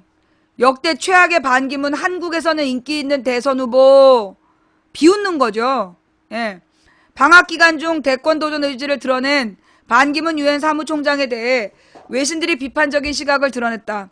영국의 텔레그래프는 30일 유엔 역사상 최악의 사무총장일 뿐만 아니라 고통스러울 정도로 말솜씨가 없는 반기문 총장이 한국에서는 가장 인기 있는 차기 대통령 유력 후보라고 힐난했다.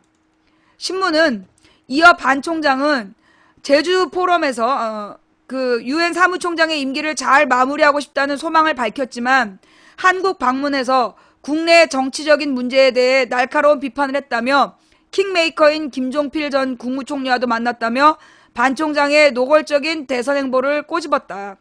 신문은 라종일 가천대 석자구 교수의 인터뷰를 인용해 한국에서는 반 총장이 유엔에서 어떤 평가를 받았는지는 중요하지 않다며 그가 유엔 사무총장을 지냈다는 점만으로도 비판을 눈감아주고 대통령으로 뽑아줄 것이라고 보도하기도 했다. AFP 통신도 이날 조국을 찾은 71살의 유엔 지도자는 한국 대통령직을 향한 야망을 직접적으로 부인하지 않았다며 유엔 사무총장의 반 총장 위상을 큰 국가적 자부심으로 여기는 한국에서 그는 높은 지지율을 즐기고 있다고 꼬집었다. 비웃었다는 얘기죠. 일본 산케이신문은 31일 반기문 총장은 한국에서 내년 대통령 선거 출마 의혹을 드러냈으며 대선 여론조사에서도 지지율 톱을 기록했다며 한국 정가에서는 향후 반 총장의 옹립 움직임이 활발해질 전망이라고 보도했다. 옹립. 자, 지지하고 있다는 거야, 지금. 지금 산케이신문은 비판하는 게 아니라 옹립 세워질 것이다라고 지금 굉장히 기대하고 있는 거죠. 예. 왜? 반기문은 일본과 미국의 이익에 복무하는 사람이니까. 지금 일본에서 이렇게 일본의 표현은 전혀 비판적인 내용이 없어. 지지율 1등이다 이런 내용을 강조하고 있잖아. 왜? 그러니까 내가 볼 때 지금 반기문을 미국과 일본이 밀고 있는 거야, 한국 대통령으로. 그래야 지네가 한반도에서 지들 멋대로 해먹을 수 있으니까.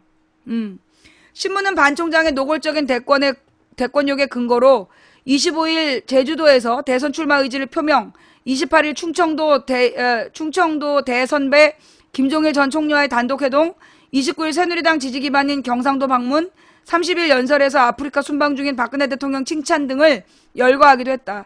산케이는 앞서 반 총장의 방한 중이던 28일에도 반 총장의 한국 방문 중에 한국 대선의 출마 가능성을 시사하는 발언을 해 사무총장 직무의 중립성을 이탈하고 있는 거 아니냐는 의문의 소리가 높아지고 있다고 비판했다. 글쎄, 이게 비판일까? 신문은 유엔 관계자가 중립성을 중시하는 유엔 사무총장은 아시아 방문 때 일본, 중국, 한국을 세트로 해서 균형을 취하는 관행이 있었으나 반 총장은 그런 발상을 하지 않고 있다고 말했다고 전하기도 했다. 유엔 관계자가. 자, 지금 이 반기문에 대해서 내가 볼 때는 세계에서 작동할 것 같아. 기본적으로 반기문은 유엔 결의안을 위반했어요. 첫 번째 유엔 1차 총회에서 결의안 내용을 지금 위반하는 행보를 한 거야. 지금 현직 총리면 지금 유엔 결의안은 사무총장 직후의 얘기야. 직후에 대통령 같은 거 하면 안 된다. 특정 국가의 정부 요인으로 일하면 안 된다는 걸 규정하고 있는데 지금 반기문이 현직 사무총장으로서 돌아다니면서 대권 행보를 한 거야. 이거는요, 정확하게 얘기하면 유엔에서 탄핵해야 될 사유예요. 파면시켜야 될 사유야. 물러난 다음에도 못하는 걸 지금 현역 사무총장일 때 이렇게 대선 행보를 하고 돌아다녔다. 이건 심각한 문제예요. 예. 근데 이게 지금 왜 다른 유엔에서는 다른 사람들 조용하냐? 왜 영국의 비판 목소리가 제일 강하냐? 왜냐하면 유엔을 주도하는 게 미국과 일본이잖아. 이 유엔 대표부를 뉴욕에다 두고 그 미국이 유엔을 이용해서 자기에게 유리한 방식으로만 유엔을 활용했단 말이야. 그래서 영국은 그동안에 유엔에 대해서 다른 영국이나 프랑스나 독일이 유엔에 돈을 안 내. 응. 영국, 프랑스, 독일 같은 나라들이 유엔에다가 돈을 안 내는 거야. 그러니까 유엔에 돌아가는 돈은 미국이 다 혼자 감당하다가 미국이 점점 가난해지니까 일본한테 돈을 내라 그런 거야. 그래서 사실은 이 유엔을 그 다른 나라들은 좀 벌써 무시하기 시작한 게 90년대부터야. 예. 그 내가 지난번에 얘기했잖아. 1990년에 냉전 체제가 끝나면서 유엔은 그다지 이제 역할할 게 없어진 거야. 그 이전에 이제 서방에 영국, 프랑스, 서독, 미국이 나토라는 북대서양 조약기구라는 걸로 묶여져 있고, 소련과 이 나머지 저 동독과 중공이 바르샤바 조약기구라는 걸로 묶여서 서로 물리적인 충돌을 막 준비할 때 이걸 중재하는 신용을 했던 게 유엔이었어. 그래서 그때는 유엔의 안전보장이사회라든가 이런 걸 각 나라들이 중시했단 말이야. 근데 90년대에 냉전 체제가 끝난 다음에는 사실 유엔의 역할이 사라진 거야. 별 큰 역할이 없었어. 그래서 그 다음부터는 뭐 했냐면 주로 난민 구호 작업, 난민 구호라든가 이런 거에다 집중을 했던 거야. 그러니까 그 유엔 사무총장이 누가 되든 별로 신경을 안 썼던 거지. 그래서 반기문이 사무총장을 할 수 있었던 거고. 근데 가령 코피 아난 같은 경우에는 유엔 난민 문제라든가 이런 거에 적극적으로 뛰어들고 많은 업적을 남겼는데, 반기문은 지금 시리아 내전 사태라든가 많은 국제적인 내란 문제라든가 심각한 상황들이 많았는데 전혀 중재자 역할을 못한 거야. 전혀 중재자 역할을 못한 거야. 그래서 전 세계에서 지금 비판을 하고 있는 거야. 유엔을 무용지물로 만든 사무총장이다. 근데 우리 한국 사람들이 그런 걸, 물론 한국 사람이라기보다는 정확하게는 종편 보는 어르신들은 그걸 모르잖아요. 종편 보는 어르신들은 그런 내용을 몰라. 그러니까 유엔 사무총장이 아무나 하간디? 그래서 국가의 위신을 이만큼 드높였으면 대통령 뽑아줘야지! 이런 생각 하는 거야. 근데 국가의 위상이 높고 강대국이라서 사무총장이 된다. 이게 그동안에 새누리당에서, 그러니까 반기문을 지지하는 노인들이 떠들었던 얘기인데, 알고 보니까 가나에서도 사무총장을 했다고. 가나 초콜릿. 그 가나. 아프리카의 가나가 강대국이라서 유엔 사무총장을 냈냐? 이게 무슨 얘기냐면 유엔 사무총장을 강대국이라서 뽑아주는 게 아니라 우리를 가나랑 동급으로 본 거야. 그러니까 이 유엔의 사무총장을 아프리카나 뭐 라틴 아메리카나 뭐 아시아나 이런 가난한 나라들 또는 약소국들에서 골라서, 그래서 약소국들의 이익을 대변하라고 거기 앉혀놓은 건데, 반기문이 한 일이 없는 거야. 오로지 자기 대선에만 욕심을 부려가지고 아침부터 한국 뉴스만 보고 한국인을 중심으로 유엔 대표실 주변을 꾸려놓고, 그래서 유엔 직원들도 불만이 지금 폭발하고 있다는 거 아니야. 그러니까 이제 이 반기문이 아는 건 한국에서는 유엔이 어떻게 돌아가고 있고 국제적으로 자기가 어떤 혹평을 받고 있는지 한국 사람들은 모를 거다라고 보는 거죠. 지가 모른다고 우리도 모를 거라고 생각한 거야. 근데 반기문이 대선 행보를 했잖아. 근데 의외로 막 지금 여론조사 기관은 반기문이 막 인기가 올라간다라고 막 떠들었어. 근데 실제로는요, 주변 사람들 대부분이 굉장히 부정적인 반응을 보이고 있어. 반기문이 대선 출마한다는 거에 대해서 주변 사람들이 대부분이 부정적인 반응을 보이고 있어. 여러분 주변 어때요? 여러분 주변은 충청도를 제외하고 여러분들 주변에 반기문이 대통령 후보 나오는 거에 대해서 압도적으로 지지하고 있어요? 정말 대권 후보 지지율 1등인 것 같아요? 주변에 10사람 중에 몇 명이 지지해?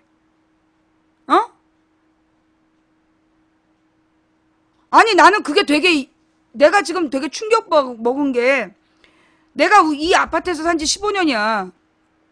15년 동안 한 번도 그 아주머니가 정치적인 입장을 표현한 적이 없어.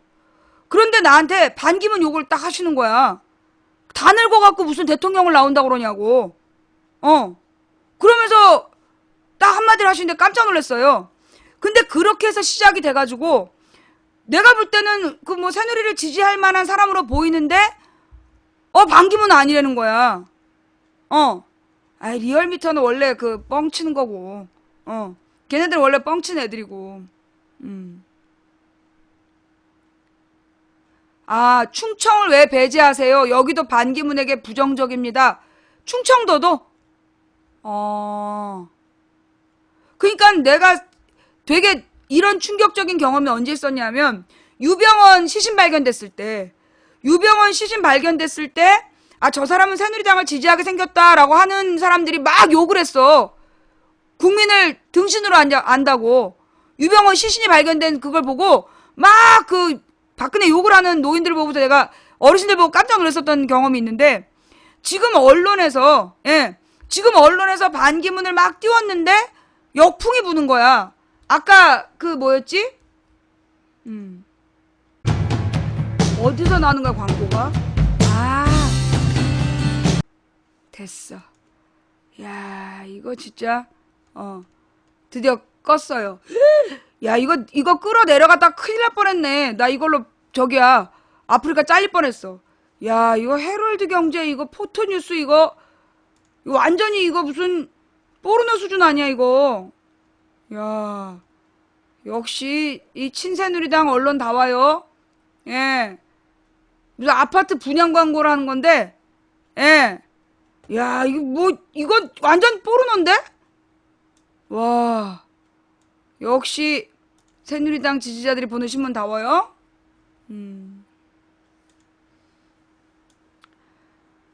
지지율 여론조사 6건 중 4건에서 1위를 했다. 2위 문과 격차 10% 내외, 방한전과 비슷, 지지도 호감도 변화 거의 없었다는 뜻. 대권 염두 광폭 행보는 반대 분위기 확산, 싫어졌다는 응답이 좋아졌다는 응답보다 10%가 높다. 반기문 유엔 사무총장의 엿새간의 방안이 가져온 컨벤션 효과는 미미한 반면, 컨벤션 효과라는 건 뭐 정치 이벤트 후에 지지율이 상승하는 현상은 미미한 반면 대권 행보로 인한 논란은 확대되는 추세다. 반 총장의 방한 기간부터 2일까지 실시 발표된 여야 대권 주자들의 다자 대결 지지도 조사 6건을 분석한 결과 이전까지의 여론조사 6건과 큰 차이가 없는 것으로 나타났다. 방한 이후에 반 총장의 언론 노출 빈도나 여론의 관심에 비해 지지율 상승폭이 크지 않았고 1위를 차지한 건수의 비중도 방한 전과 엇비슷하다.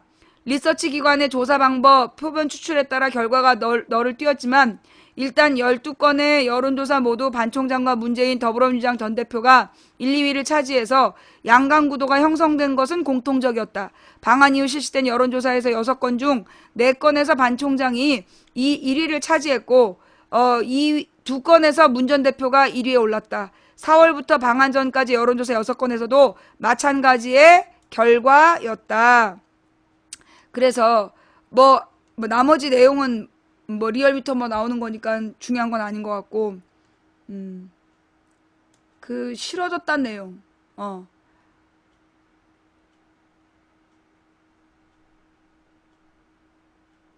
10명 안팎의 대선 주자 후보를 포함시킨 다자간 대결 구도. 이거는 사실 뭐예요? 여당 후보를 1등 만들려는 꼼수라는 거죠. 이 다자 구도라는 거. 이게 뭐냐면 박근혜가 대선 후보 될 때 이런 방법이었어.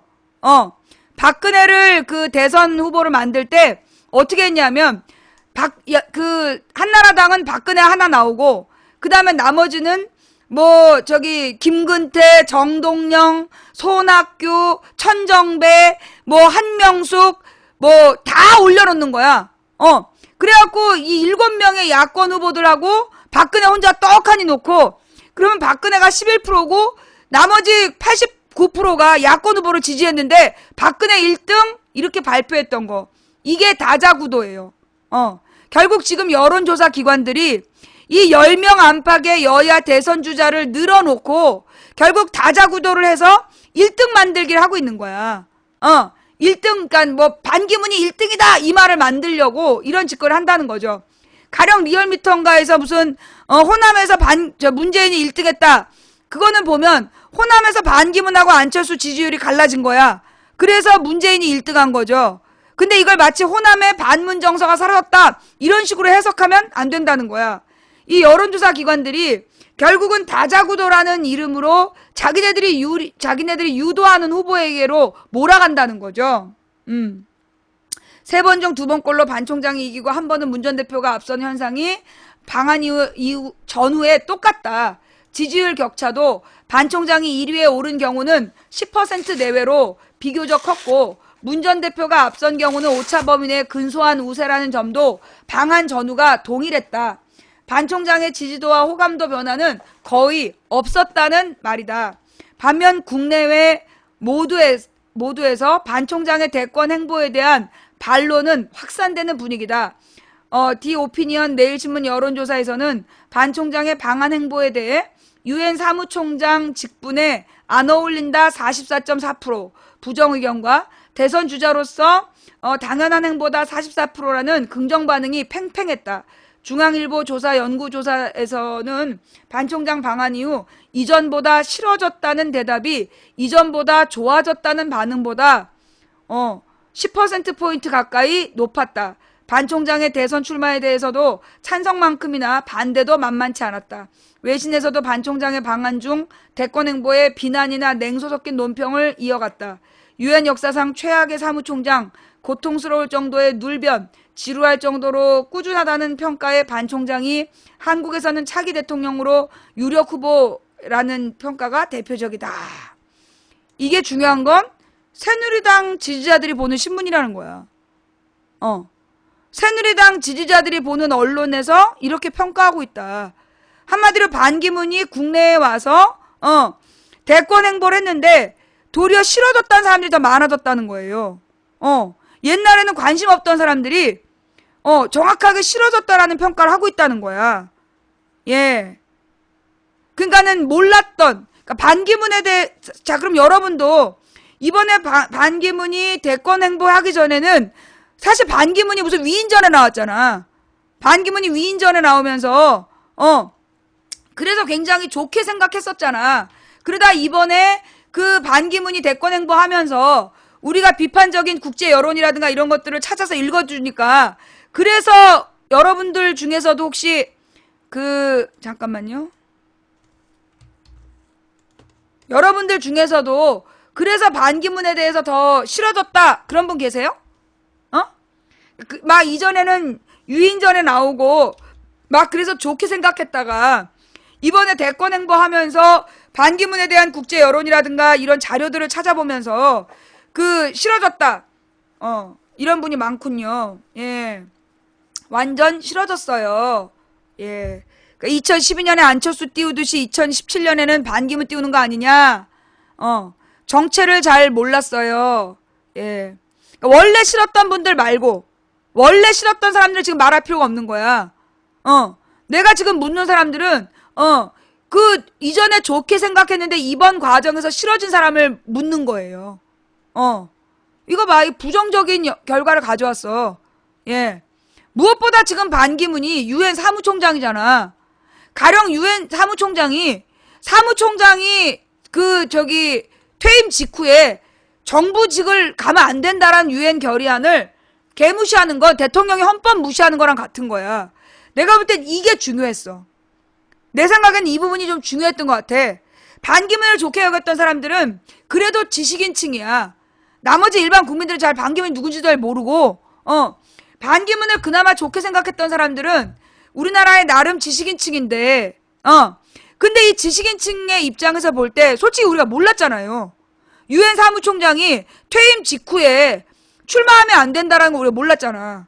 근데 이번에 알게 된 거야. 그죠? 그 프레시안에서 알려주면서 그래서 알게 된 거지. 그 전에는 몰랐단 말이야. 그런데 이게 유엔 결의안을 위반하면서 나온다라는 게 우리 국민들한테는 충격이었던 거야. 왜? 우리 국민들이 준법 정신이 뛰어나요. 왜? 독재 40년 동안 법을 조금이라도 어기면 잡혀가서 죽었기 때문에 굉장히 쫄아 있었단 말이야, 우리 국민들이. 그래서 준법 정신이 투철한데, 그리고 우리 국민들이 다 참아도 헌법을 무시했다. 그러면 몇 번씩 뒤집어 엎었던 이유도 그거야. 이게 유엔 결의안을 위반하면서도 당당하게 나오는 모습에 우리 국민들이 이건 아니지. 유엔 사무총장이 대선 출마하면 안 되는 줄 몰랐던 거야. 근데 대선 출마하면 안 된다는 얘기를 처음 듣고 이게 내가 볼 때는 반대로 간 거야. 그리고 우리 국민들한테는 뭐가 있냐면 독재에 대한 반감. 예. 우리 국민들이 독재에 대한 반감이 내가 볼 때는요, 생각보다 커요. 우리 국민들이 내가 생각했던 것보다 독재에 대한 반감이 생각보다 커. 이제까지 이제 이 종편에서, 예. 종편에서 그 막 주도하고 박근혜를 막 띄워주고 이러면서 박정희를 우상화하고 그럴 때 막 박정희한테 절하고 이런 사람들 때문에 나는 독재를 옹호한 사람들이 많은 줄 알았는데 그동안에는 사람들이 그냥 침묵했던, 그냥 말 안 했던 사람들이 박근혜가 자기 아버지를 우상화했을 때 반응, 일반인들의 반응이 굉장히 안 좋아. 그러니까 그 박근혜가 자기 아버지 우상화 비용으로 1,900억을 쓰면서 세월호 진상조사비 100억도 안 됐는데 돈이 많이 들어서 안 된다고 얘기했잖아. 이 부분에 대해서 분노하는 모습이 나의 예상치를 벗어났어. 내가 예상하기엔 이 정도 반발하겠다 싶었는데 훨씬 더 많이 반발하는 거야. 예. 그러니까 독재에 대한 반대 정서가 강해. 그러니까 일제 강점기에 대한 그러니까 친일파에 대한 반감, 친일파에 대한 반발 정서가 우리나라가 되게 높고, 그 다음에 마찬가지로 독재에 대한 반발 정서가 높아. 일반 국민들이, 그러니까 평상시에 정치에 관심 없던 사람들도 두 가지에 대해서 반발심이 강해. 친일파와 독재에 대한 반발심이. 그게 우리의 유전자가 되어 있는 것 같아. 그런 상태에서 지금 모두 다수가 결의한 유엔 결의안을 반기문이 위반하면서 지가 대선 행보를 했다. 이 부분이 반기문을 좋게 생각했던 사람들한테 되게 부정적으로 영향을 미친 거야. 그래서 이전보다 좋아졌던 사람보다 이전보다 나빠졌던 사람들이 많아진 이유가 난 그거라고 봐요. 우리 국민들한테 일종의 어떤 유전적인, 그러니까 유전자화된, DNA화된 면이 있다. 반친일, 반독재. 여러분도 그런 것 같아요? 여러분이 볼 때, 여러분도 그런 것 같아요? 본인이 평상시에 무슨 극렬 운동권은 아니었지만, 친일파가 막 주도하거나, 독재자가 나오면 반발하는. 그러니까 실제로 이명박에 대해서 대통령 될 때 압도적으로 됐잖아요. 역대 야당 후보보다 엄청난 표 차이로 당선이 됐어. 근데 이명박이 하루아침에 무너진 게 그 쇠고기 협상할 때 거의 독재적으로 지 멋대로 결정했잖아. 그때 진짜 반감 역풍이 무지막지하게 불었어. 우리 국민들이 절대 용납하지 않는 게 독재야. 그치? 내 말이 맞는 것 같지? 그치? 그러니까 우리 국민들이 독재에 대해서 반대하는 정서가 있어. 그 다음에 박근혜가 작년 9월에 기가 꺾인 이유가 작년 9월 달부터 박근혜가 회생불능이 됐어. 국정교과서 때문에. 그리고 그 국정교과서가 소위 친일교과서를 국정교과서로 만들려고 했다. 그 부분이 난 영향을 미쳤다고 봐요. 내가 쭉 보니까, 왜냐면 옛날에 이명박이 2008년에 소고기 협상하고 그 다음에 대한교과서 때문에 완전히 초장에 박살이 났어.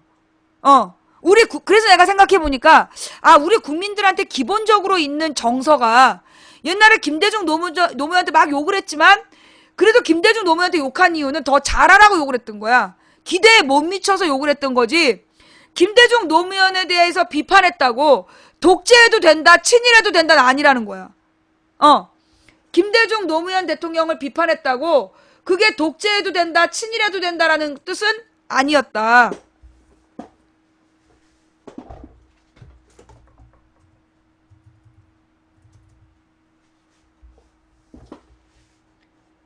그래서 내가 보니까 이명박이 한 방에 훅 갔던 이유가, 야, 이 사람들이 하나, 그러니까 이명박이 한 방에 훅 갔던 이유가 지 멋대로 쇠고기 협상한 거, 그 다음에 두 번째로 대한교과서 추진한 거, 그 두 가지 때문에 이명박이 훅 갔어.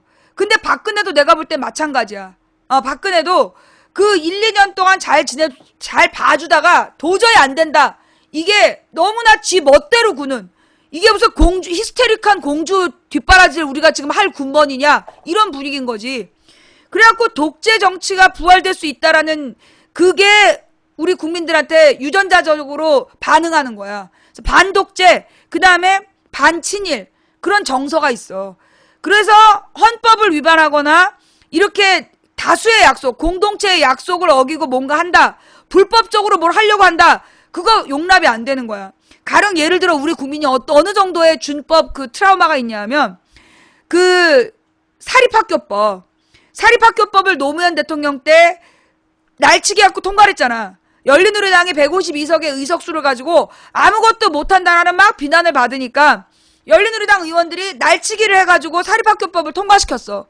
그때 이 사립학교법에 찬성했던 여론을 갖고 있었던 사람들이 그 날치기 하는 순간 모두 입을 닫아버렸어.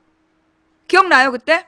서프라이즈에서 이 사립학교법이 옳다라고 얘기했던 사람들이 그 날치기를 한 순간부터 딱 입이 닫히더라고. 그거는 비난받을 거리다. 그거는 용납할 수 없는 부분이다. 그러니까는 그래가지고 이 사립학교법이 날치기로 통과했다는 것 때문에 그 정상적인 이 합의와 토론을 통해서 된 게 아니라 그냥 막 숫자로 밀어붙인 거이기 때문에, 그래서 아무리 좋은 법도 이런 방식은 옳지 않다. 그게 우리 국민들 정서였어. 그래서 사립학교법이 재개정되는 거야. 그러니까 우리 국민들한테 그런 면이 있더라. 어떤 아무리 좋은 일이라도 법을 위반하는 건 아니다. 제가 지금 국민 정서를 똑바로 본 것 같아요? 여러분도 그런 면이 있으십니까? 본인들이 내가 그다지 뭐 좌파적이거나 그걸 뭐라 그래, 진보적인 사람은 성향이 아닌데 그럼에도 불구하고 독재를 하려고 한다든가 아니면 친일파가 설치면 좀 꼭지가 돈다. 그게 우리들에게 유전자가 되어 있는 거야. 왜냐면 일제 36년, 독재 38년을 거치면서, 일제 36년과 이승만 박정희 전두환 독재 38년을 거치면서 우리들한테 내재화된 거야. 절대로 용납하지 않는 두 가지. 일제를 편드는 거, 그리고 독재하려고 하는 거, 이거는 용납하지 않는다. 그게 우리 국민들한테 나는 DNA화 되어 있고, 그래서 나는 이 반기문이 도리어 왔다 갔는데 별로 효과를 못 보고 있다. 그냥 똔똔이다. 옛날이랑 별로 다르지 않아졌다. 효과를 못 봤다. 근데 내가 볼 때는 비판 여론이 더 드세질 거라고 봐요. 비판 여론이 더 거세질 거다. 특히 반기문을 지지했던 마음은 반기문이 대통령이 되면 우리 국민들이 좀 우월감을 가질 수 있다. 뽀대가 날 거라고 생각한 거야. 막말로. 반기문이 대통령이 되면 국제사회에서 인정받을 것 같고, 그래서 뭔가 이렇게 좀 어깨에 힘줄 줄 알고 반기문을 대통령으로 지지했는데, 반기문이 그렇게 무능하다고 욕먹는 줄 몰랐다. 그렇게 무능한 반기문을 대통령으로 지지한다는 게 그렇게 부끄러운 일인 줄 몰랐어. 그게, 난 이게 알려지면 알려질수록, 반기문에 대한 국제적 평가가 알려지면 알려질수록 반기문에 대한 지지율은 빠질 수밖에 없다. 그쵸? 내가 볼 땐 그럴 것 같아. 그쵸? 모든 일에서 한일전이 나면 모든 이슈를 먹어버리는 것처럼 우리 국민들한테 반일 감정이 있다. 반일제, 일본 제국주의에 대한 반감이 있고. 자, 좌우지간. 그래서 내가 볼 때는 반기문을 좋게 봤던 건 국제적으로 위상이 높아지는 줄 알고 좋아했는데 그게 아니다. 우리가 국력이 세져서 유엔 사무총장을 낸 줄 알았는데 알고 보니까 가나랑 동급 취급받았다. 거기다가 또 반기문이 결정적 실수를 했더만. 반기문이 그런 얘기를 했더만.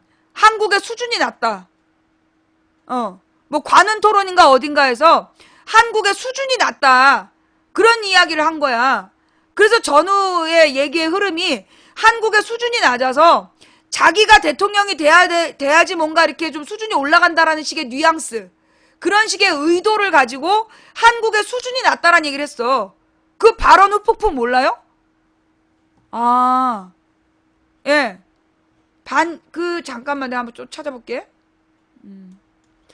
이게 한국 구글 코리아가 검색어를 막아놓은 것 같아요. 한국 구글 코리아로는 답을 찾을 수가 없어. 야.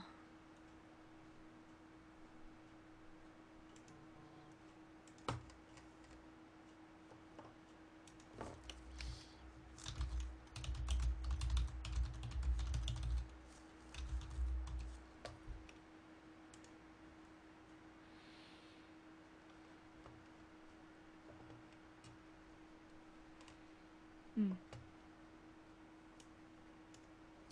레벨 낮다.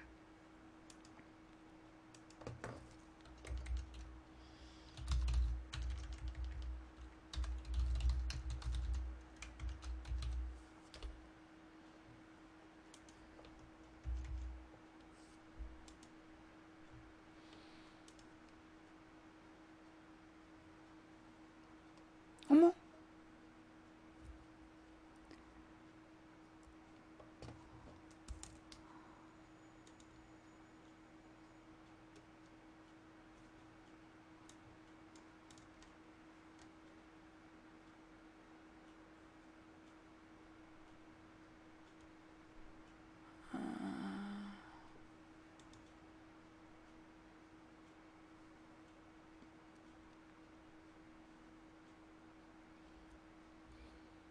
이게 일베에서 퍼트린 얘기구만. 어, 일베에서 퍼트린 얘기네. 예.